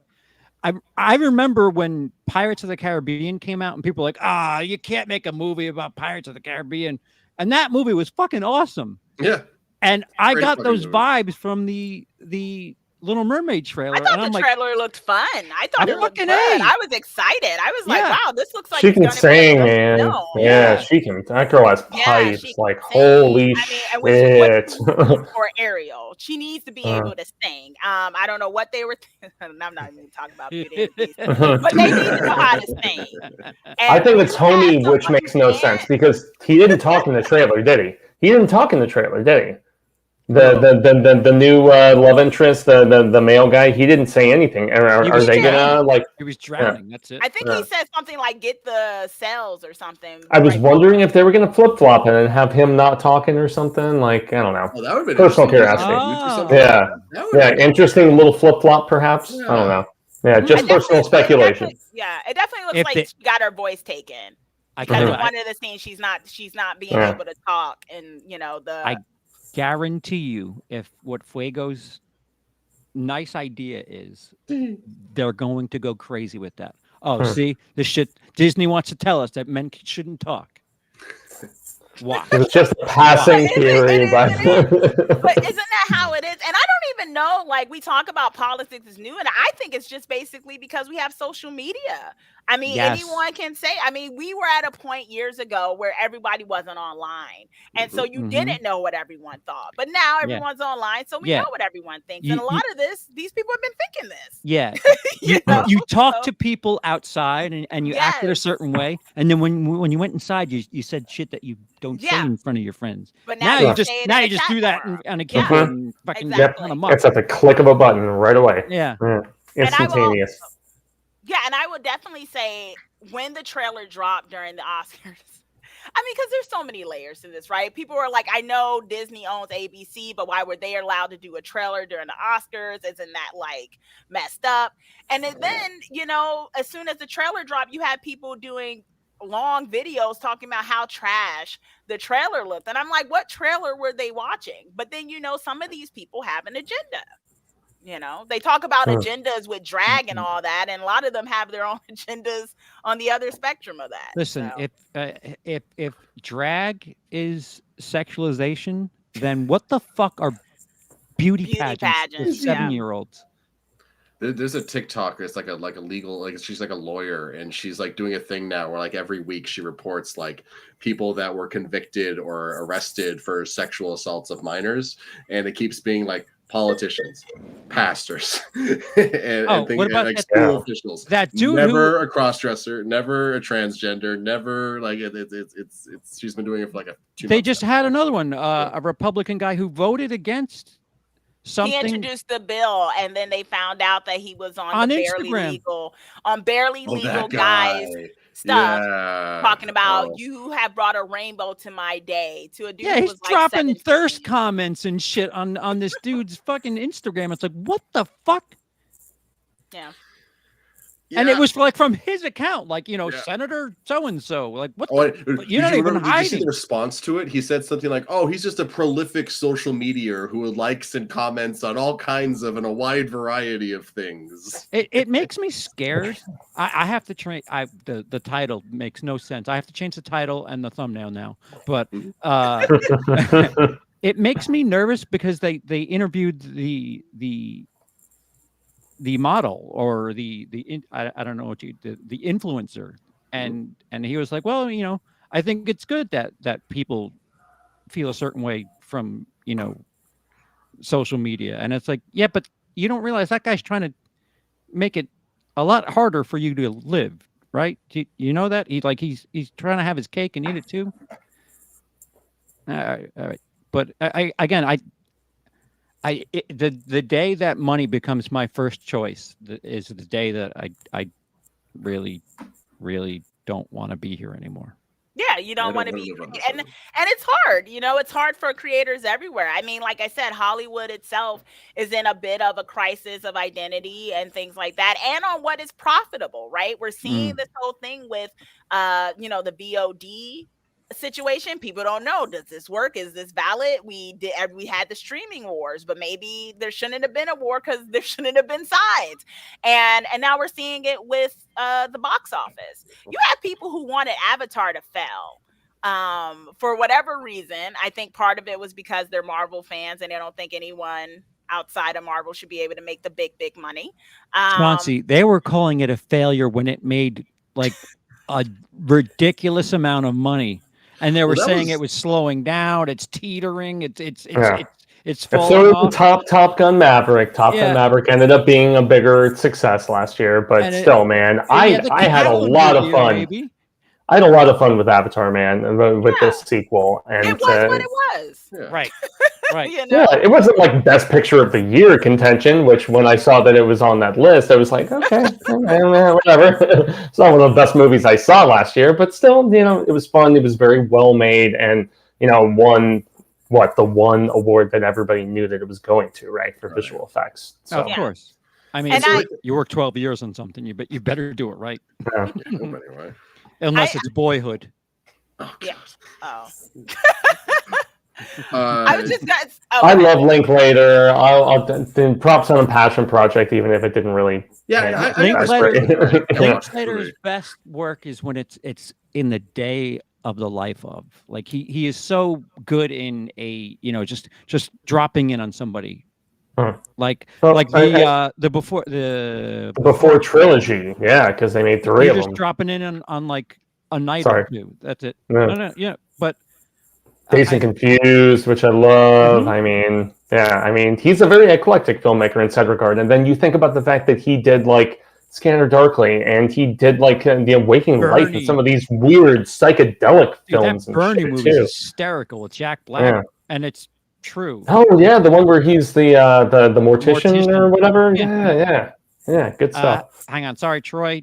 $5 super chat. Art imitates life, life imitates art, but it's always a step behind in the cycle. Sometimes for the better, sometimes not. Yeah. No, totally agree. Good assessment. Yeah. So here's a question, kind of on the topic of like. Oh, Lindsay, you're here. And sorry, and some people who have give. Very weighted towards one direction or another opinions on the internet and stuff like that. Like when they do those things where it's like the thing that they're saying is so easily disproven. Like all you have to do is just Google Avatar and you can see how much money it's making. And yet they're still out there doing videos talking about how it's failing, how it's not going to make $2 billion, which it needs to, which is based off of a taken out of context quote that James Cameron said. Like, how do you think he wasn't at the Oscars? He didn't even show up, right? Well, he knew. How much of that stuff do you think is like genuine? How much of it you think is performative? Because the instinct is to think that a lot of it's all grifting, and a lot of it definitely is. But there's also so much earnestness and passion in in the way that they'll defend the things that they say sometimes. Do you think that they honestly believe that, or are they really just peddling bullshit? Lindsay, are you aware of Bob's side project, the fandom initiative? Yeah, no, 100%. That's part of the reason that I'm bringing this up, and part of the reason I know so much of this. Unfortunately, I've been subjected to a lot of this shit that I really wish I can go back in time and not see it. Not see. That was a Freudian slip there. Oh, jeez. But these people are making a fuckload of money by saying shit that again 30%. I really hope it's just dumb kids that are watching this shit that are angry because, mom took their Xbox away and they got to direct their anger somewhere. But it's very popular and it's very wrong. And there are some, and it kind of goes back to what Chauncey was talking about before. Dude. People just will get in front of a camera and they're a movie critic. There are people that will say that there's such a thing as an objective opinion on film. And I asked And- somebody to describe me what an objective opinion. I said objective means that it's you know it's you cannot challenge it. And the guy replied with, "Well, you have to realize that there's nuance." And I'm like, "You cannot put nuance and objective in the same fucking Yeah, they can't sentence." mutually coexist, dude. No. Like, yeah. But these people, like, no, the guy with a million. What do you mean followers these people? So I have to quote Tropic Thunder every chance I get.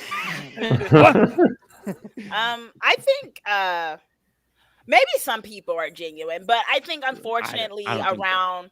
I'm not. think, I try my damnedest to be personally. I mean, but because for me, when I think of film discourse and such, when we look at even the box office stuff, because even some of the people like some having like, oh no, it's not going to do well. These people look at numbers all the time, and yet somehow they were completely, they were totally saying they thought Avatar is going to, and it's like, wait a minute, what seeped in there? These are hard numbers, but somehow this is what you wanted or whatever like that. So this was what was most likely or whatever. Yeah, it's like the news. I mean, again, not. It always comes back to politics. It's like the Fox News of film YouTube, where I don't care what the truth is. Just tell me the news that I want to hear. Well, I want to hear this. Everyone wants an echo chamber, right? Of course. To a certain degree. The problem is, well, there's a lot of things with it. Like, okay, so the answer, like to Lindsay's question about like the thing about whether people are genuine. I think, unfortunately, social media and such, and the tech bros who are behind it have made it so that a lot of time you have to feed the algorithm, and it has been showed, studies have showed that it is extreme emotions that people tend to respond to. And every time emotion is outrage. Yeah. And so a lot of the sensationalism, time, yes. That's why the hate culture is so big on YouTube. And it sucks. so it feeds itself. You might want to put out more positive things like, hey guys, I really like this film. No one's gonna click on that. It's not gonna trend. Because no one wants to see that you like the film. They want to see why you hated a film or why you really disagree with this person about that. And so I do think it feeds it. And I think people who want to feed themselves are gonna lean into the algorithm. So they lean into the outrage culture. But I would make a point to say that it's not just the right wing. I think I've seen some extreme left who have made a big deal about a certain thing, and they're just doing it to get clicks. And I'm like, you're not offended by that. You don't care. Yeah. Like you're not offended by it. You don't care, but you want to look outraged. So you got a topic for your video or something. And I think that's what messes up the discourse, because I honestly think with film criticism that it's not necessarily that it has to be objective. It has to be fair. And when you're being fair, you can say, well, I'm not particular to this sort of thing that they did in this movie, but I know there's some people who might be. So if you're into that, you'll enjoy this. It wasn't the greatest thing for me. That's all you got to say. Yeah, because personal taste is a thing, isn't it? I mean, it's just like, straight up. Yeah. I have so many friends who don't like shoot 'em up action movies. I love them, because I was raised by a crazy right-wing father and stuff, and I love him to death and everything, but I love Die Hard and I love True Lies and some of those silly sort of films and whatnot. That's the other thing too, that you can't just be friends or family with somebody and just disagree and still like live. Like it's got like, oh, you think this about that, then I don't want to talk to you. It's okay, but there's a difference if someone's saying I support Nazis. I would be like, okay, Dad, let's eat the turkey. I'm like watching, Dad, let's watch Overlord or some shit. I mean, come on, right? Don't sit down for turkey with Dad. He just said he likes Hitler. Yes, you're right, Chauncey. I wasn't thinking that far ahead. But yes, you do have a point. But like when it comes to something like a movie, like just all right. So how about we just not talk about Point Break and let's continue watching movies and hanging out together.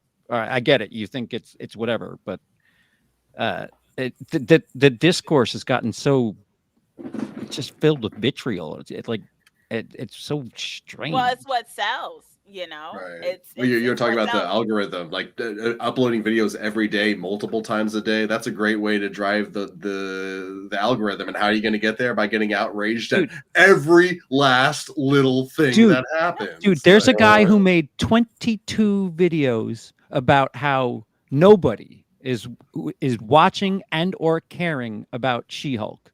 He made 22 videos. I actually like She-Hulk. Yeah, I actually like She-Hulk. Yeah, and I had fun with She-Hulk, because of the fact that it poked fun continually at the MCU, and I was very shocked that they even greenlit something like that, where they would so kind of abrasively go after their own IP. I was shocked, really. Don't you mean the MCU? Yeah. Fuego? Yeah. That I didn't like what they did with Hulk at the end with the kid and all that crap, but Well, but aside from that, actually another great example of what we're talking about, like film litter and media literacy going downhill and stuff. There are so many moments in She-Hulk that people would make 22, 25 videos about completely misinterpreting. Like there's that one scene where she's talking about how I go through my life with more anger control than you do, Bruce, and I'm better at this than you are. She's not saying that she's better at being Hulk. She's saying that Bruce's life before becoming Hulk, he never had a reason to rein in his anger. So he was an out-of-control monster until he learned how to control his anger. Whereas She-Hulk, she's had to tamper her emotions her entire life in some circumstances. So she's better at controlling it because going into being She-Hulk, she had more experience with it than Hulk. Not because she's better than him. It's just because she's had more practice at the thing. How do you not understand that? Yeah, and she jokes with him in that first episode about it, right? Where she was just like, oh, I'm actually better at this than you, and so on. And it was just a joke too. Sorry, I like She-Hulk. I will die on that. Yeah. Some of these people are watching it with I've literally again, Bob, I love you to death, but you've ruined my brain. Hearing these people talk that they search for shit to pick on, and it's just like that's not watching movies. You're fucking. And that's the thing. There are people who search for shit to pick on, dude, and they find some sort of gratification in that. It's assaultive sort of you're perusing. Is what you are. They make it really bad for people who genuinely don't like something, but it's not because of their bigotry or of a grip or whatever, because it's like now I can't come out and say I didn't like this thing because all of you are piling up on it for all the wrong reasons. Yeah, you get lumped in the same category as them, right? I can go on record saying I could not stand Rey from Star Wars. I hated her the moment she came on my screen. I honestly did. I thought she was a Mary Sue, and I kept that. And when they did that romance with her and that guy and played my boy Finn, I was like, this is the worst trilogy. This is the worst trilogy. I can say that, but I couldn't say that when it came out because you had a whole bunch of sexist people getting on Rey. And I'm like, now I can't say I can't stand this character. I have to sit here in silence. Right. And have to act like I actually like this character because if I join in, I get lumped in with these fools. Right. Yeah, I am just stoked as fuck. I'm stoked as fuck that Boyega is working on Attack the Block 2, and that makes me so happy, man. Oh, yeah, I'm all about it. I'm glad he's doing so well after what they did. So, yeah, because they did him dirty. Did you see the movie based on the true story? Well, guys, did you see that film where he did the little hold-up bit? It was so goddamn good. It hurt my heart. Yeah. I saw that at the film festival. It only happened a few years ago. Yeah. I saw that at Phoenix Film Festival when I was doing press for it, and it was before the big release. And man, just cathartic. Really good in Detroit. Man has so much goddamn talent, man. He's so good, and he's one of our leading guys, him, Jonathan Majors, and others, and stuff in terms of talent, young with Timothy Chalamet and things like that. Just young guys who are coming up, Austin Butler, who are coming up and showing these type of, things. But depending on, just the whole thing with the Oscars, I knew Austin Butler wasn't going to get it. That's the other thing. I didn't want him to get it, honestly. He's too young to these people who vote. I'm telling you, they're That like is- 90. And That ain't is the nothing other wrong with thing that, about this. because some people are hip if they're 90. But these Yeah. people are the old guard. This Yeah. is the old guard of Hollywood. It is. It's not And just you- always the young ones. It's the young ones who have been, the younger ones who have been reared by the older ones too, who taught them who to gatekeep from. Right. Well, it's like you said earlier, Chauncey, that like they don't like change. Oh, Clint Eastwood. I remember him from Good, Bad, and the Ugly. Yes, Clint Eastwood.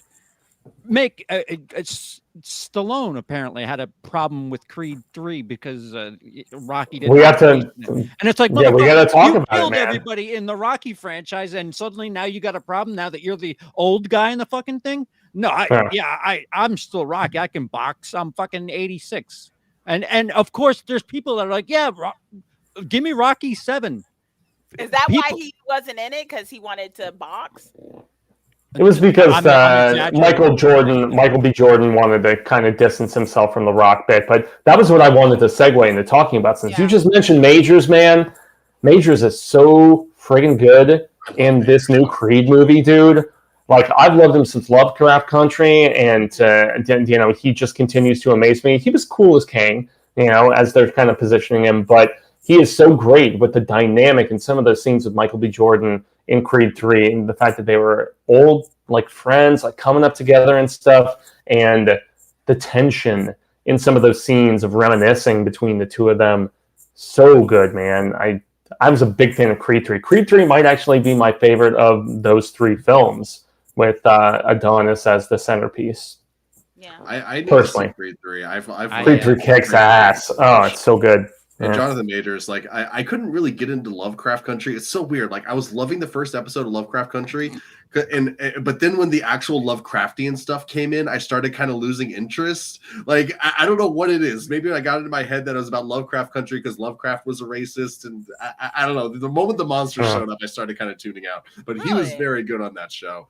And I also it ended horribly, but yeah. Oh, did it? Okay, then that doesn't make me feel bad about jumping. Yeah, and then they got and they set it up for a second season, and it got canceled, and so it was just it was very, very frustrating in that regard. What That's unfortunate. Is Lovecraft Country, yeah. Lindsay, you're the in-house YA aficionado, expert. Sure. Why did that die off? I mean, because it wasn't really YA. No. Just YA. Because I remember when Twilight, and then there was Hunger Games and the fucking Maze Runner, and it.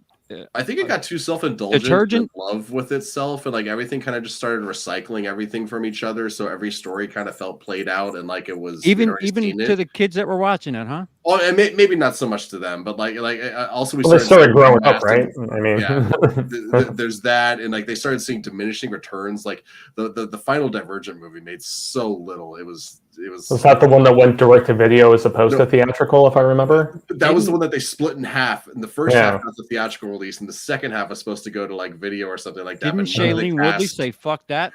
All the casts, none of their contracts said anything about TV or VOD or anything like that. So none of them were obligated to show up if they did that. So the project just died. Wow. Wow. Yeah.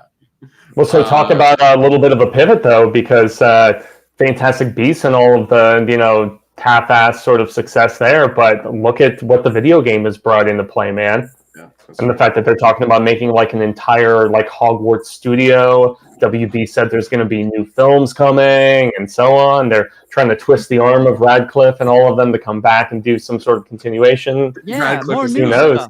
Radcliffe is loving his post Harry Potter life. He is. So he doesn't much. want to go back to Yeah, he is having the time of his life right now. Guns Akimbo, man. Oh, the movie was so fun. Swiss Army Man is one of my favorite movies of all time, and then they went on and made everything everywhere. Which was the Daniels, right?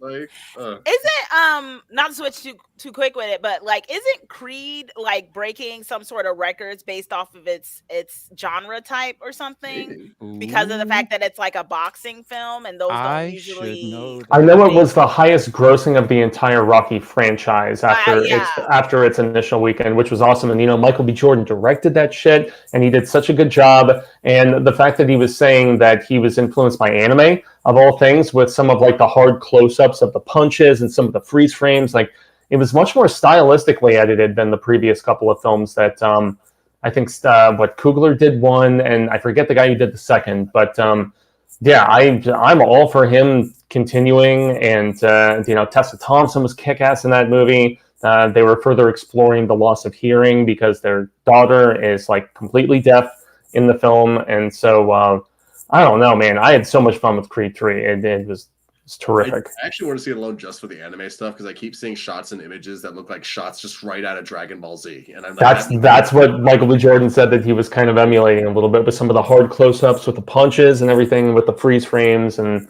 it was one clip where like someone gets punched in the gut and then they like cut to their back. Like obviously like, this doesn't come out the back like it does in anime, but like I'm like, oh, that's a cute reference. I know what you're doing. Yeah. I think that's great that it's doing as well, because I do belong to the box office Reddit, which is an interesting place. I can imagine. A lot of things, and some people were trying to play down Major's success. The fact that he was in Ant-Man, they were playing down Ant-Man, but I'm like, that's not his fault, because Ant-Man has always been one of the ones that didn't do, because it's Ant-Man. It's not, Iron Man or whatever like that. And also Chauncey, he has this bodybuilding movie where he's about to, it's like his next project, which is getting major buzz and like the critical segment of stuff. So I'm stoked to see that shit. Major success. To answer the question Chauncey brought up, the record that Creed 3 has is the only film in the franchise to break $100 million opening weekend worldwide. It is the only film Creed 1 or in Creed the 3? Creed 3. Creed 3 is the only film in the Creed franchise it's the highest grossing on its opening weekend with 58.7, and it has the biggest domestic opening for any sports movie ever. That's what that's what I heard too. That's pretty huge, and to be fitted by two black men. I think that's man. Also a big thing, because there's that stereotype that has been around since slave days of the brute, of the black brute, of the man who has no thoughts or anything like that. He's just muscle or whatever. And I really do feel like the Creed franchise, particularly this movie, has subverted that and taken that image and added layers to it and a more truth. I mean, although there's going to be other movies, I think there's a few movies about a very famous black boxer that's coming out soon. There most definitely is. Yeah. George Foreman? Is that the George Foreman movie? It's one from the 1940s. There's more than one CP. There's another one. Hey, I know. You got Mike Tyson. Oh, shut up. But you know what I mean? From like the 1940s, like black and white thing, when he I'll get the name of it, but it's another one. And also was he the Champ? It might have been the Champ. Yeah. But there's another one, and Majors is about to play Dennis Rodman in an upcoming film. So there's a lot of interesting things going on for playing with that kind of stereotype and adding things to it. So I think they're doing great stuff. But yeah, I think that's Mike Tyson. I didn't say that. Good job, Dice. But yeah, that's coming out. So that's one movie that I am happy with its things. Can't say the same for being happy about Scream doing as well as it has. Shame on all of you who watched it. You did not support Nev Campbell. Oh. It's a significant improvement from the previous film. All right, gotta say that's a beautiful segue. The bar is low, so that we can keep the title that we have. So Scream 3 was released. Scream 3, what the fuck? Scream 6 is very Scream 3-ish. So Chauncey, you obviously did not see it. The although rest I have opinions. How ignorant of you. The rest of us have, yes? Oh yeah. Okay. Oh yeah. Yeah, I saw that. So it did win the weekend. But the interesting thing that, I mean, it kind of plays to what Chauncey's talking about. Not to be teacher's pet or anything. Where are you? On Friday, it opened with a $20 million or $19 million Thursday night, Friday opening, and it only finished with $44 million. And I say only because when people talk about, oh, well, people were watching the Oscars, you mean to tell me that people who would watch Scream 6 opted to stay home and watch the Oscars instead? Well, I was going to say, I was in a theater watching 65 this weekend, and that was a full theater. I don't understand why, because that movie was so bad anyway. Oh, was it? I was hoping it was good. I was hoping it was going to be good too. God damn, it's the Quiet Place writers that did it, but it got pushed over and over for a reason, because they didn't really have much of a movie at the end of the day. You don't know what you're talking about. It's amazing. I know it. 65 is about a million years. That's how long it feels when you watch that movie. Yeah, I think everybody made that joke. Like, I saw Cody's review, I watched a few others, and it was like, yeah, it's like shooting fish in a barrel, man. So yeah, but I mean, he's good. And the interplay between him and the young lady is solid, but it's just there's not really much of a understand the same language. There's not much of a story. He's screaming at her, and then she's saying something to him, and he's like, "Yeah, but whatever." And then she's like, "Family, Is that like the family." whole movie? It's Chauncey. Yeah. Yeah, which also when they whittle it down to 90 minutes deliberately because of the fact that they just didn't really have much going on. Very indicative, regrettably. With the ending that it has coming up, you would think that it would be like action packed, but no. And they also don't ever really describe if they went through a time portal or if there was like how you got there. That's what I was interested in. They gave no explanation of any kind. The trailer is brilliant. Payoff. Just watch the trailer because it's I had hoped better. It was going to be a payoff. The trailer is the best way to watch it because you save yourself about 90 minutes of your time, and you get the best of it. And so were you saying with Scream that it's not doing well because I remember you tweeting that? Do you think it's word of mouth that's making people like it's front loaded, like the money's front loaded, and now that everyone's catching on, people are less inclined to go? You think they got? You think Scream made most of its money? The money that's going to make, pretty much? I think it's going to have a huge drop off because what's this week? This week is something big. Yeah. Oh, coming out. What is there something big? Shazam. Oh yeah, that's right. Yeah, it is. It's a wrap for Scream 6. although Shazam, they're saying is going to make it's trending to make less than even the previous one. Yeah, because it's not the highest. It's not Aquaman. It's not. Yeah. Well, and it's the end of a dead segment of DC, right? Too. So that's another big. Schools were open Friday, so for it to make $20-ish million on Friday, you have all of Saturday. And don't give me this Oscars bullshit, and that's why it tapered off on Sunday night. You expect that movie to come close to 55.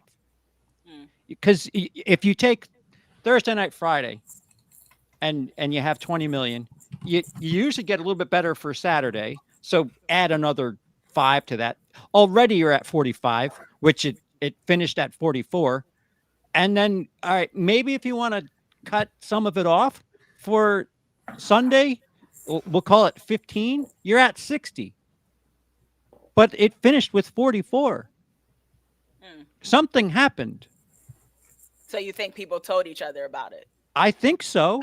What's the Rotten Tomato score on it? I thought it was really good. I'm gonna I had but I could not stand 5. I had such a big issue with 5, and I felt like this was a massive improvement until the third act, which CP, you probably saw Cody said a similar sort of assessment that it's the third act where the film kind of loses itself a little bit, unfortunately. Fuego, we were together watching that movie. I don't know. Oh, nice. Okay, I don't know if you realized that. Yeah. No, man. I mean, one of the big in the car with me. Yeah. Well, I mean, one of the biggest things, though, without spoiling anything, is that this is a movie where people can get stabbed a lot and live. Yeah, Rotten Tomatoes. And I mean, I guess it's a franchise because that's the big thing, right? It's a franchise where people can get stabbed a lot and live because of the fact that Kirby comes back, which was a delight because I really enjoyed her reemergence and everything. Are you ready? Are you ready for some fantasy? Rotten Tomato score 76, audience score 92. Because the people who wanted to see it saw it now, and they loved it. The people and they front loaded their enjoyment probably. Yeah. I think. Well, I would just explain.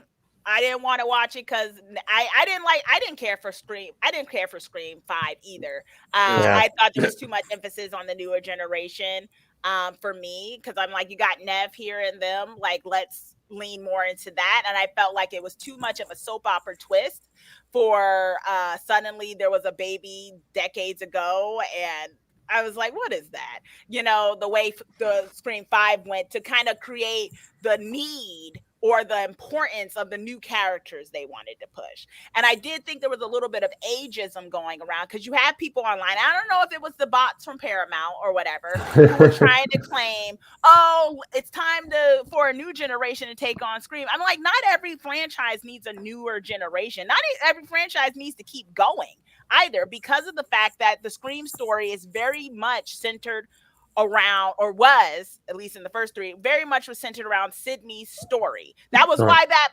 Ghostface even existed. Ghostface is not Jason. Ghostface, well, it shouldn't be. Ghostface shouldn't be a Jason. Ghostface should not be a Michael Myers, where suddenly, you know, there's all types of new stuff or whatever, unless it's connected to Sydney. Because once you have it so the person who's going after the new people is doing Ghostface, you're kind of like, well, why don't you just get a new mask?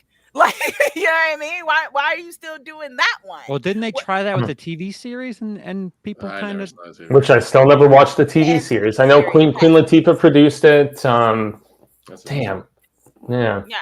And that's that's the issue though, right? It's like this idea where they couldn't trust they couldn't trust having a new series about a serial killer. So they wanted to latch a backdoor pilot of a movie onto Scream 5, so they could then jump into Scream 6. And people go with the recognizable. Once again, another thing about people, go with the recognizable IP. I mean, I don't know. I know, but it's so lazy, and it's such a thing, because and then you do Nev Campbell dirty. And one too many people, for my liking, just kind of was like, well, I'm really excited. Like, wait a minute. The main character that gave this franchise its heart. Wes Craven, he's dead. Yeah. Which is where, when they started making them without him, I had mixed feelings off the bat anyway. And it's just like, what are we doing? You know, and it's just this idea of, like, I think it's ageism, but I also just think it's Hollywood doing stuff dirty, and this whole building of Jenny Ortega like she's the second coming of the golf. I honestly can't stand her, man. But that's just me personally opinionating. I don't either. She's an ex. I have nothing to say. Yeah. So I'm just like, which is why I was so happy with what happened with her in that film, because I was not thinking that was going to happen with her in that movie. So I completely forgot. I was too, because I didn't expect it. I was like, damn, all right. I'm sorry, Chauncey. I'm sorry. My dumb brain deviated. But it's just one of those things with Scream where I'm just like, I don't know. Everyone's like, I'm ready for the next one. They've already greenlit the next one. I'm like, already? Do you have a plot? Did they? Yes, it's supposed to start filming this year. Yeah. I can't say I'm shocked, because they were already trending this one to be the biggest opening of the entire franchise, and so for that reason, did they miss? But I mean, Chauncey is somebody who walked in like straight up predisposed to dislike, because I did not like 5 because Nev was missing. I was thinking I was going to hate this, and maybe the burden of expectation or the proverbial lack thereof, I was pleasantly surprised. It's one of the best openings of any Scream movie. The opening to this film kicks ass. Hold on. Yeah. I'm going to tiptoe as much as I can for the sake of Chauncey. And I guess everybody else. So vague, just in case, vague spoiler warning, just in case. If the thing that you're talking about with the opening, if they let that stretch and maybe pulled like a Psycho with it, and didn't do the thing in the apartment The until refrigerator. Yeah. until maybe the Act 1, Act 2 crossover, wouldn't it make it much stronger?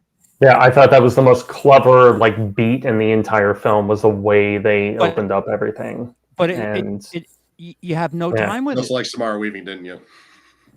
Well, no, you know how much I love her, and so I Right. was just like, Did you she's catch wearing the reference same outfit to, from Ready. I had a feeling that was what was going to happen, but you know. Did you catch the reference to Ready or Not when they're on the subway train towards the end of the movie? By the way, I don't think so. No. there's a lady in her Halloween costume, and it's not a spoiler, but there's just a character on the train who's wearing a wedding dress. Her back is to the camera. Her hair is very much like the Ready or Not hair. She's got a bullet loops all around her, so it's like, oh, it's the Ready or Not chick. And Samara Weaving was in the movie earlier. I like that. That was kind of fun. And by the way, Halloween isn't 5 days in New York. I don't know why everybody's celebrating Halloween for like an entire week. Well, I don't know what the hell that's about. Because Halloween, bro. Well, I heard they filmed most of it in Vancouver or something, and there weren't too many shots of New York. So I guess they pulled a Jason Takes Manhattan. Yeah, that's always the stand-in, right? You know, they're like, And oh, it's like- it's too expensive to film in New York, right? Sean, So- they have a shot of them in Central Park, and you could see One World Trade from Central Park. And I leaned over to Cody and I said, "This is impossible." Because Central Park is surrounded by all of these tall fucking Yeah, buildings. there's so many. Yeah, no, it You just- have a I clear mean, shot of One World Trade. I'm like, get the fuck out of here. That's not Central Park. But yeah, I mean, I will probably eventually at some point see it. But I really, honestly, after 5, I was kind of done. I was just like, I think I would have been fine with the first 3, and that would have been fine. I didn't care for 4 either. I love 4. I just will say one Four's thing. my second I favorite. love 4. I will say one thing to how people have been criticizing it / reviewing it.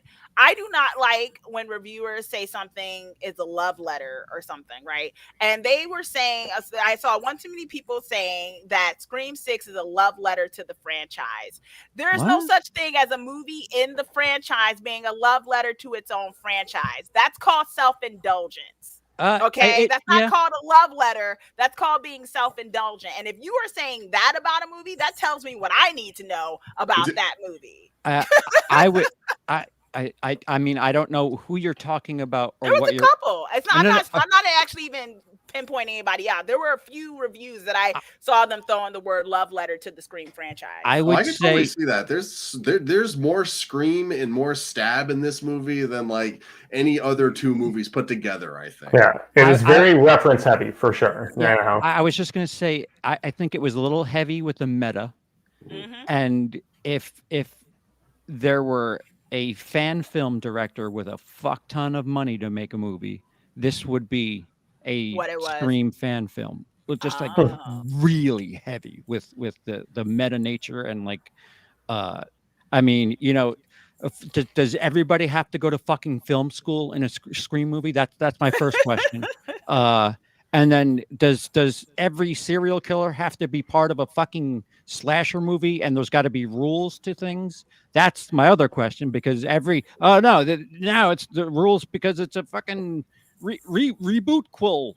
And here are the rules. Even though my uncle died years before I was born, I have the rules because he left me a videotape, and he knew. I like the twins a lot, though. I like those too. Yeah, I'll give you that. I do like it, and this is the. Do you one know how thing... much effort it takes for me to like a character named Chad? I love Chad. All right, like they managed to pull that off.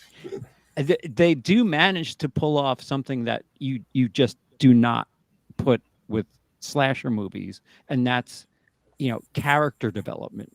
And they're doing a really good job, whether it be the OG, the first 3, 4, 5, whatever.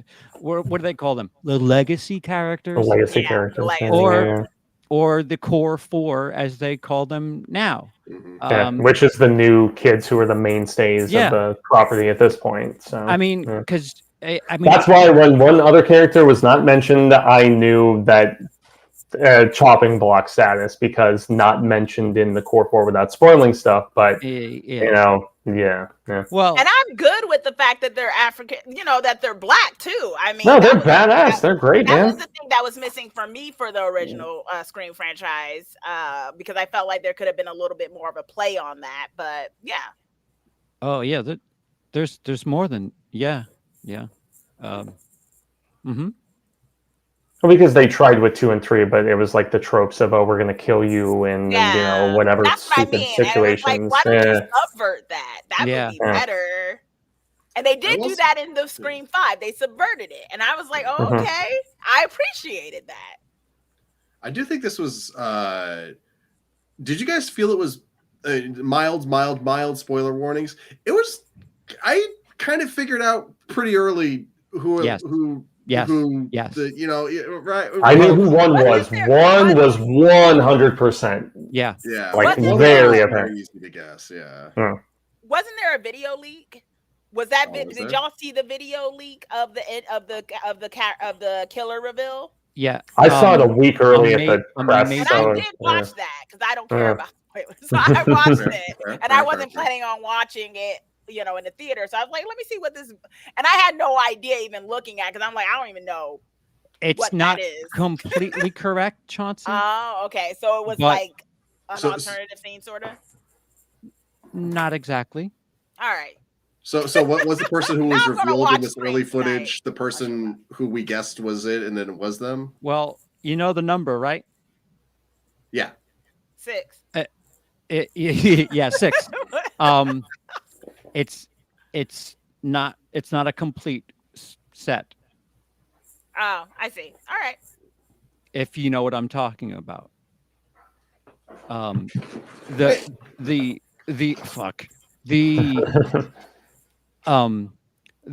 leak has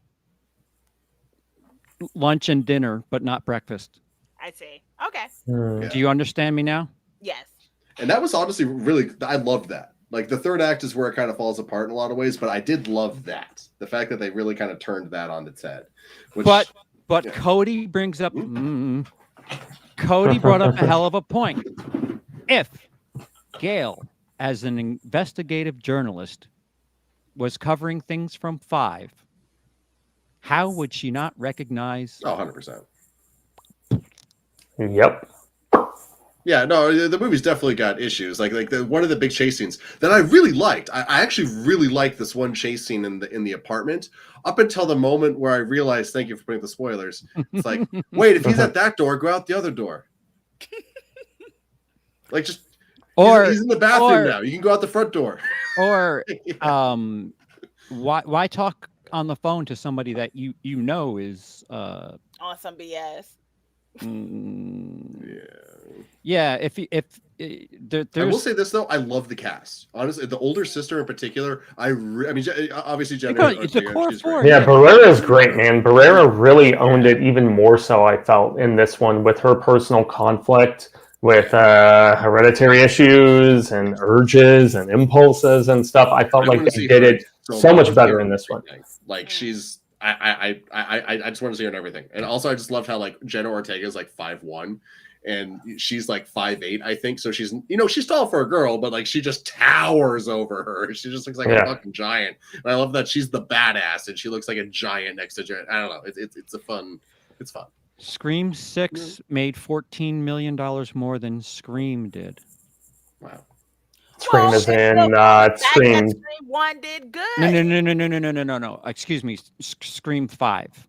I'm like the original Scream or Scream last year, because I'm so glad they went back to at least giving us some sort of numerical, clarification. And to re-clarify, Scream 5 was released when there were still some places closed.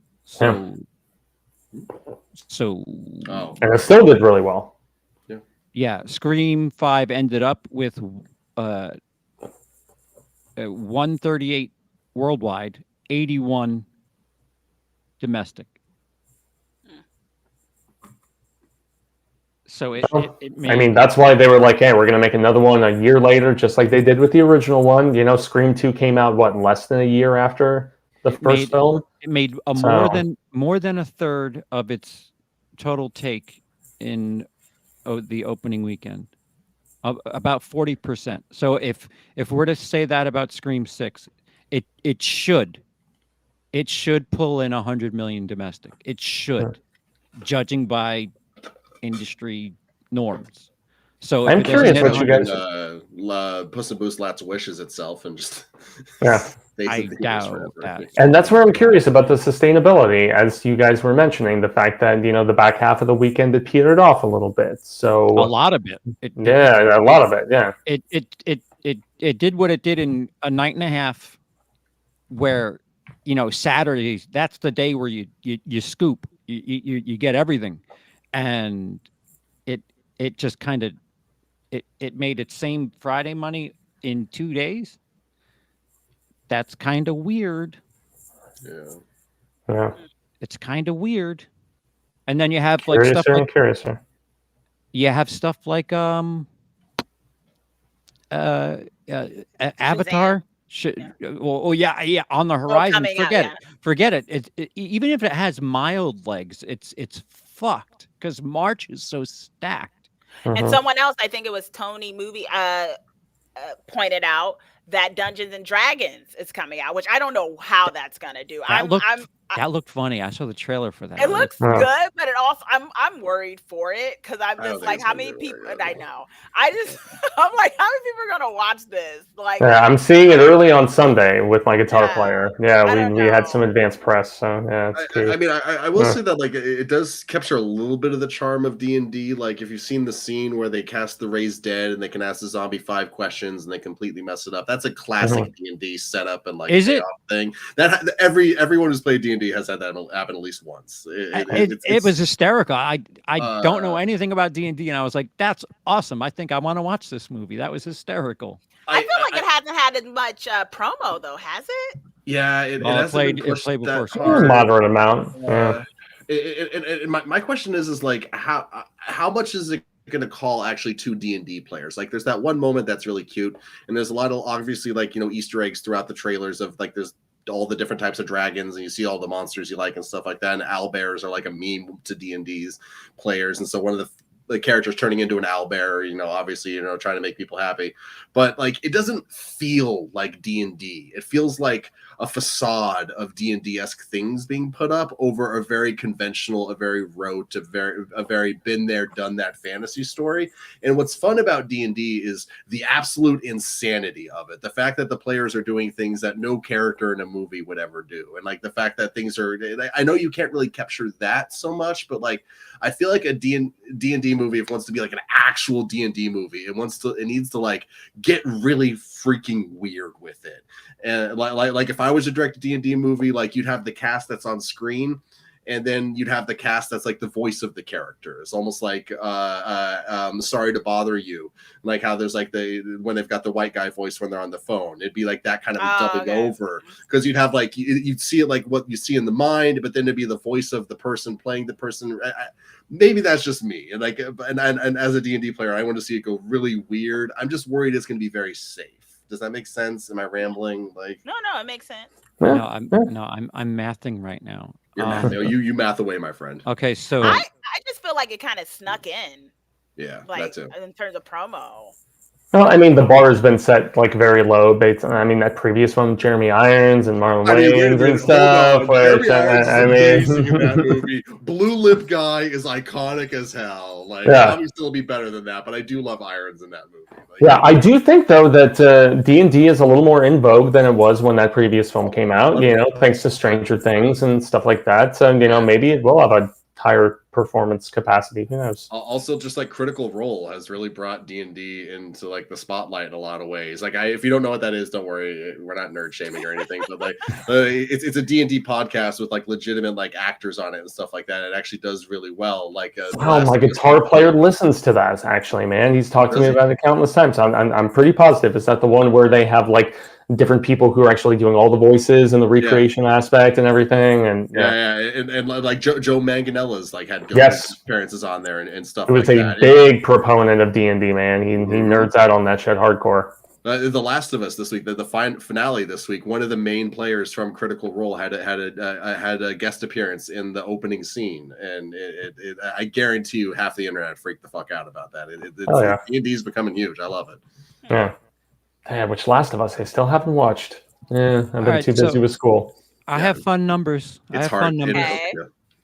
Scream, the original, not with some V in the M. The 1996 Scream opened to $6 million.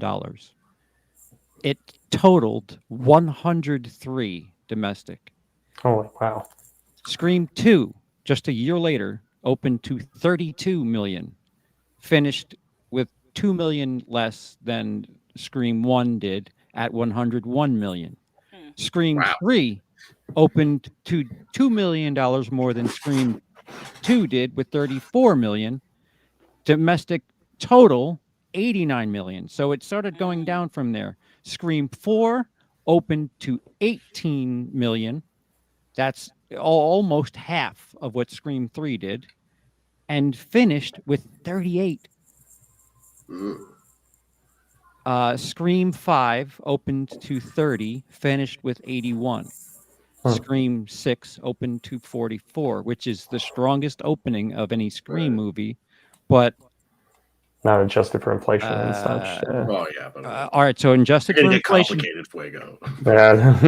Adjusted for inflation, Scream 1 had 208 million total. Fuck. Okay.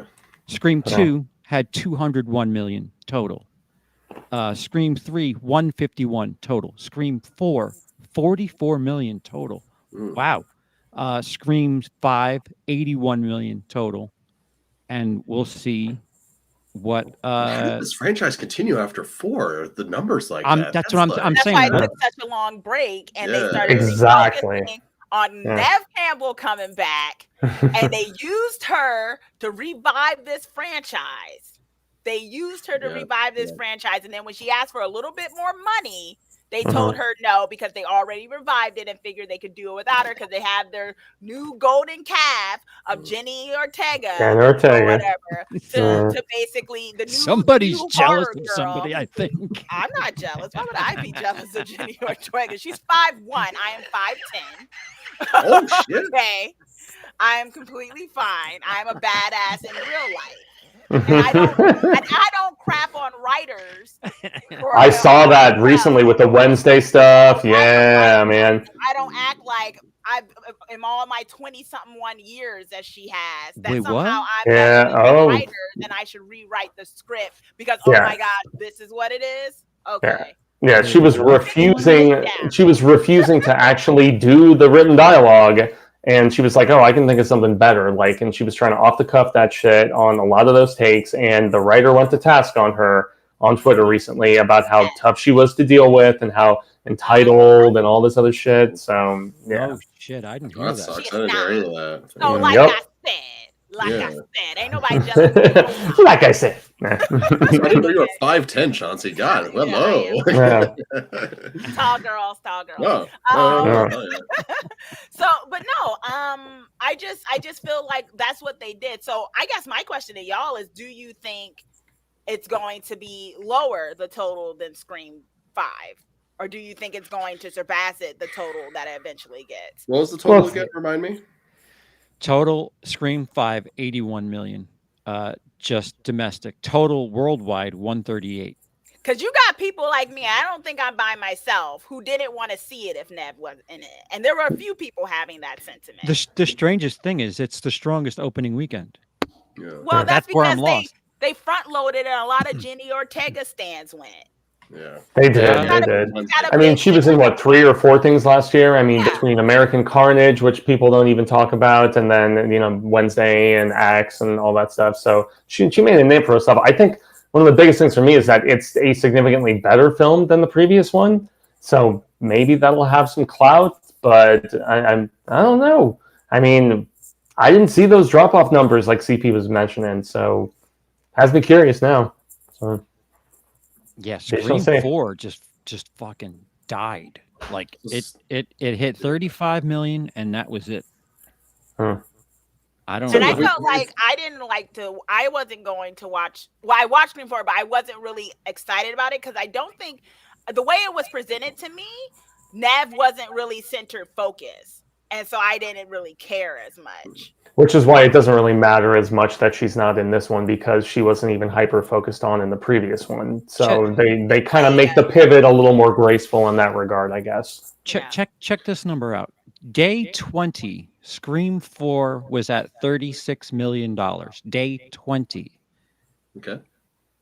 At day 77, it was at $38 million. It made $2 million in 57 days.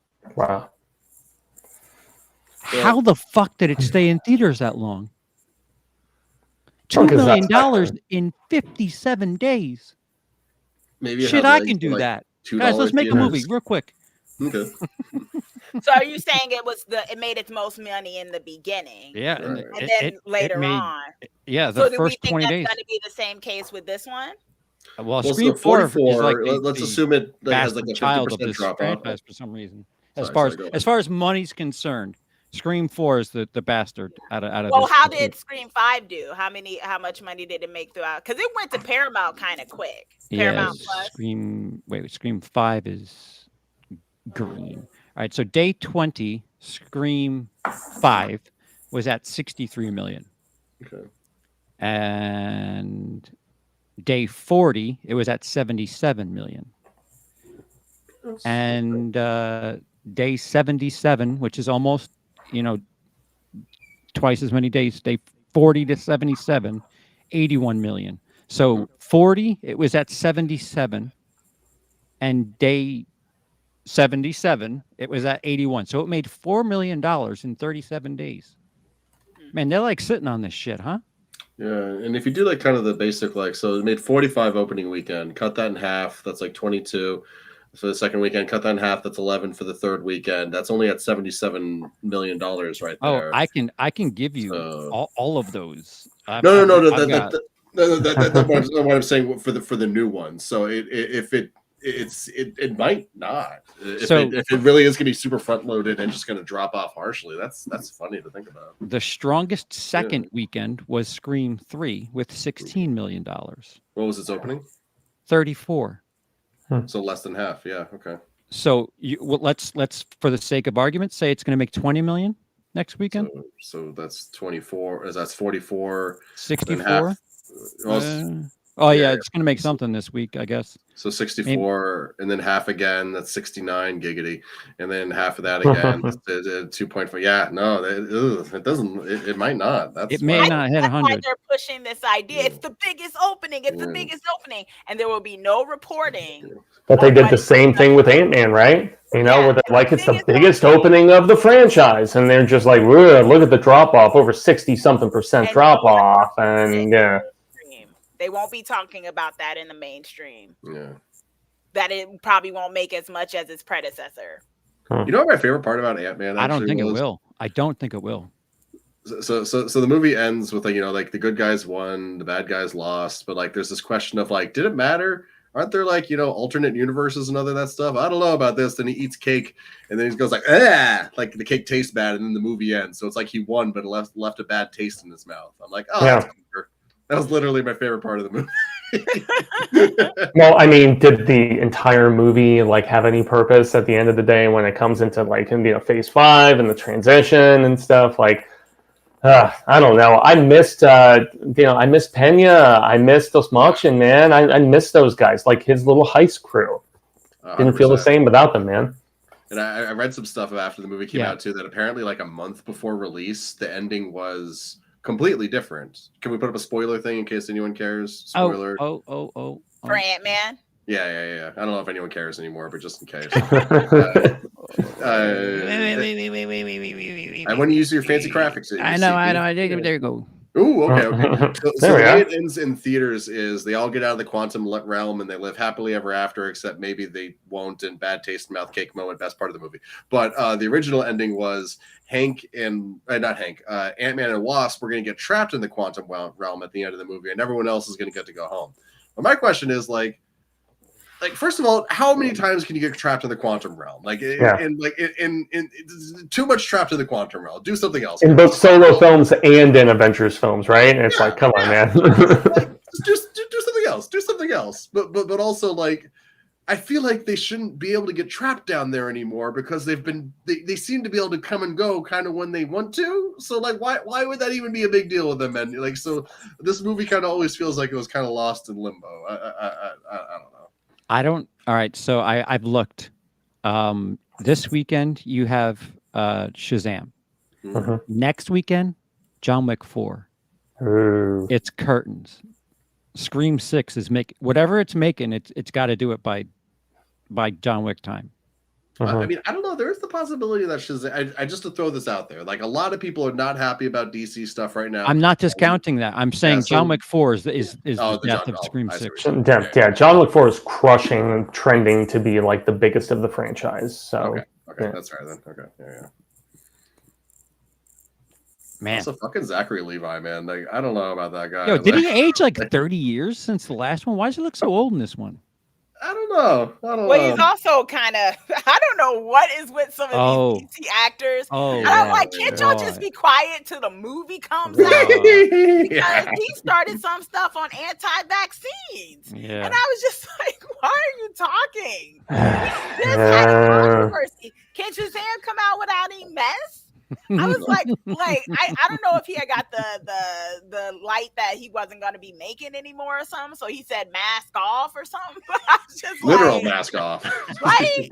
Literally. And I was just like, wow, like your movie's coming out in like 2 to 3. Can you not? And I have no controversy. Yeah, no career sabotage transpiring. Yeah, you're not gonna top. You're not gonna top the Flash. So just stop. Maybe he wanted to try to out Ezra Miller, but he couldn't quite do it. It's a mess. All right. We're coming up on 3 hours. I just realized that. Yeah. I understand you guys haven't seen my face in a while, so you just wanted to stare at it for a few hours. So as you can see, it's been a while, but schedules have just been hectic. Fuego is going to be way smarter than all of us. No, I'm not. A couple months down the road. No, I'm stoked because of the fact that just going back to Arizona State and having an employer, pay for the tuition because university tuition is bonkers right now. So yeah, I had my associates in applied sciences, audio production technology, but I'm going back and getting a bachelor's in film and media studies, which has been a lot of fun so far. So yeah. And Chauncey's been busy. And you said you might have a little bit more of a loose schedule. Mondays should start being better. I mean, if we start doing Mondays again, Mondays should be great. Are we going around saying what we are up to, or is this just? Yeah, I just want to because so many people have asked me like, "What's the deal? Are you guys broken up?" And I'm like, no, not at all. No. Yeah, I'm good for Mondays again, pretty much. Hell yeah. Yeah, the holidays were my rough. forever booze. Yeah.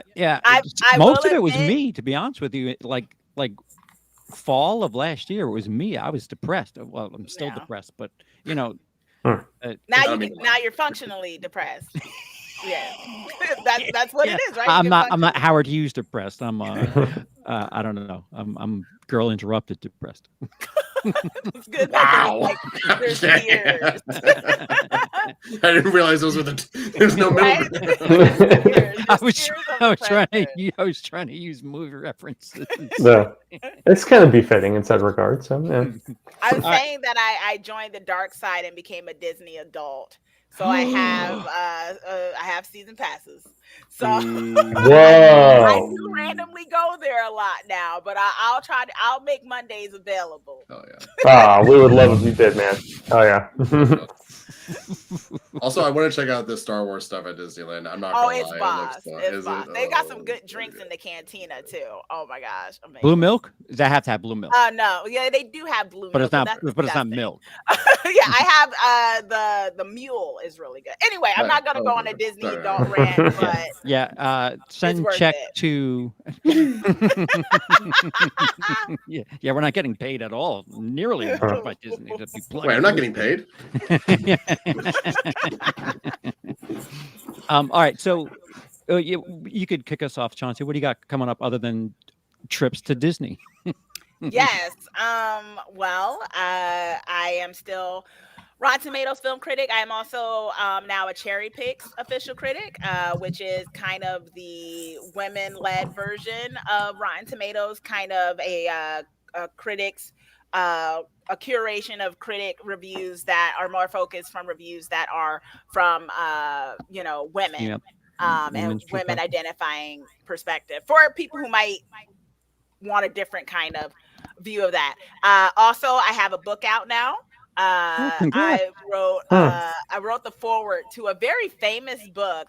It was called "We Are Many" by Ella Reeves, Mother Bloor. That's what they called her. She was an American labor icon of the 1940s, and she had a bio that came out, her autobiography that she wrote when she was 73 years old, that came out in 1940.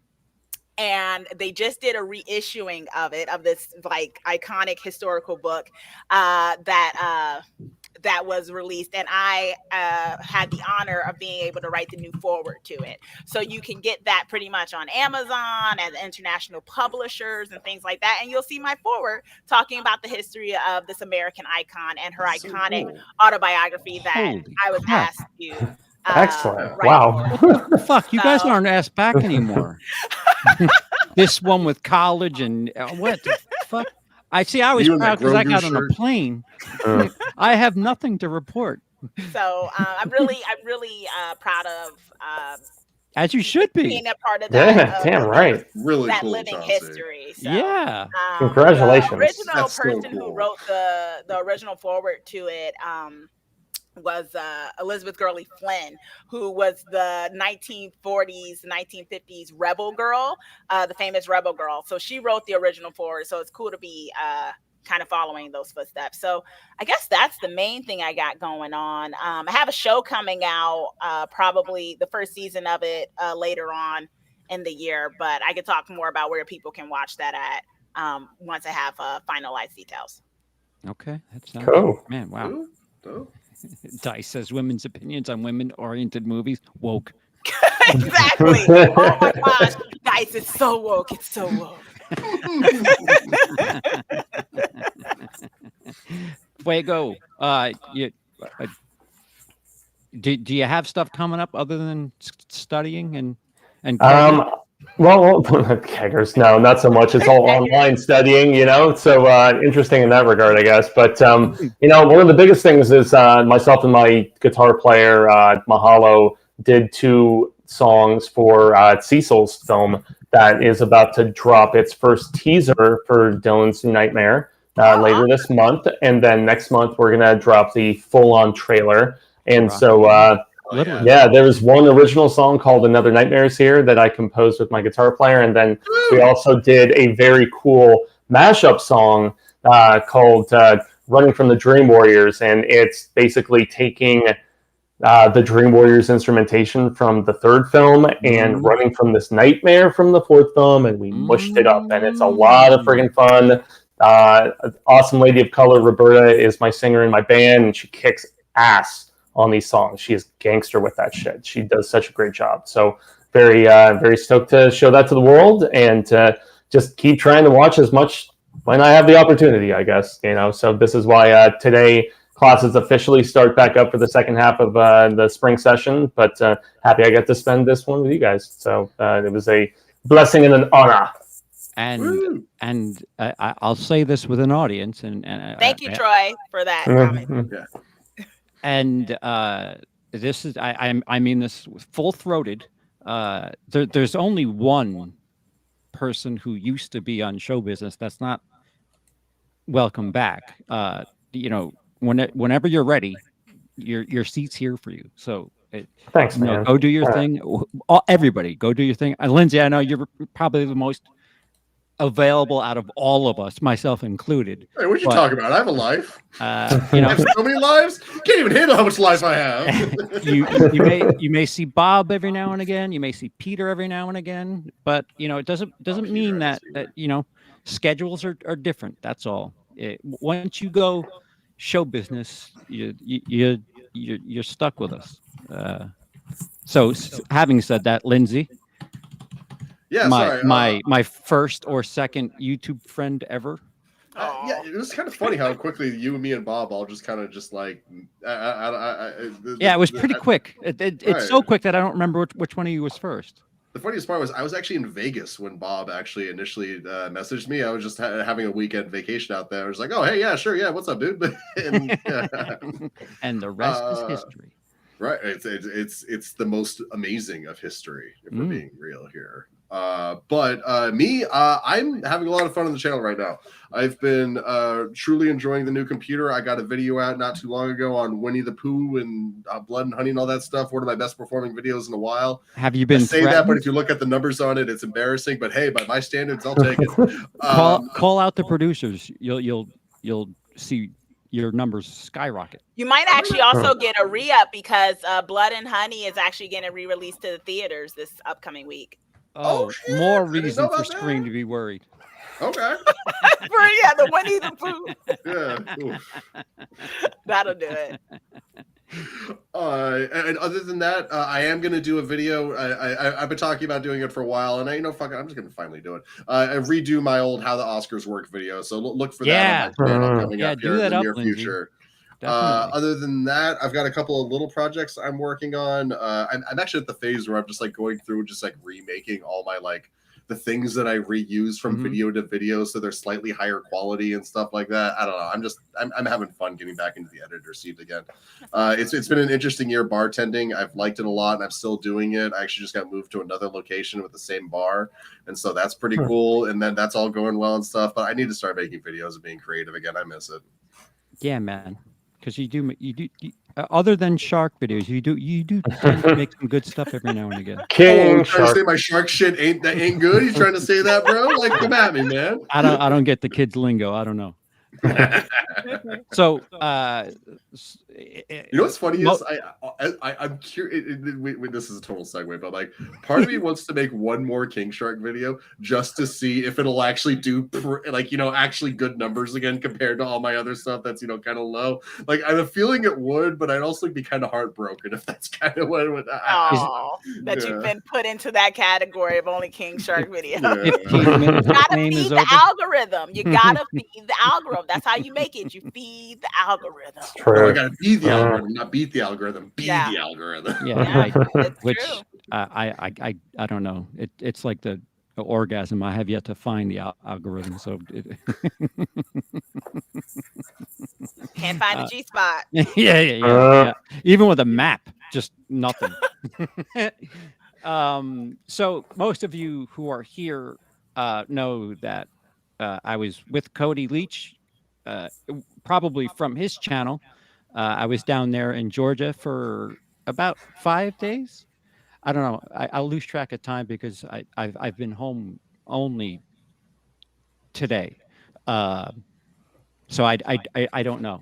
But we went and saw Scream 6 together. We saw 65 together.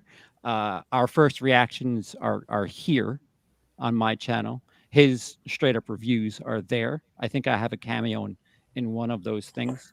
And then he filmed we sat on the couch and shot a 2-hour long spoiler discussion for Scream 6. Hell yeah. I don't know how long it's going to take him to edit that, but keep an eye on his channel for that.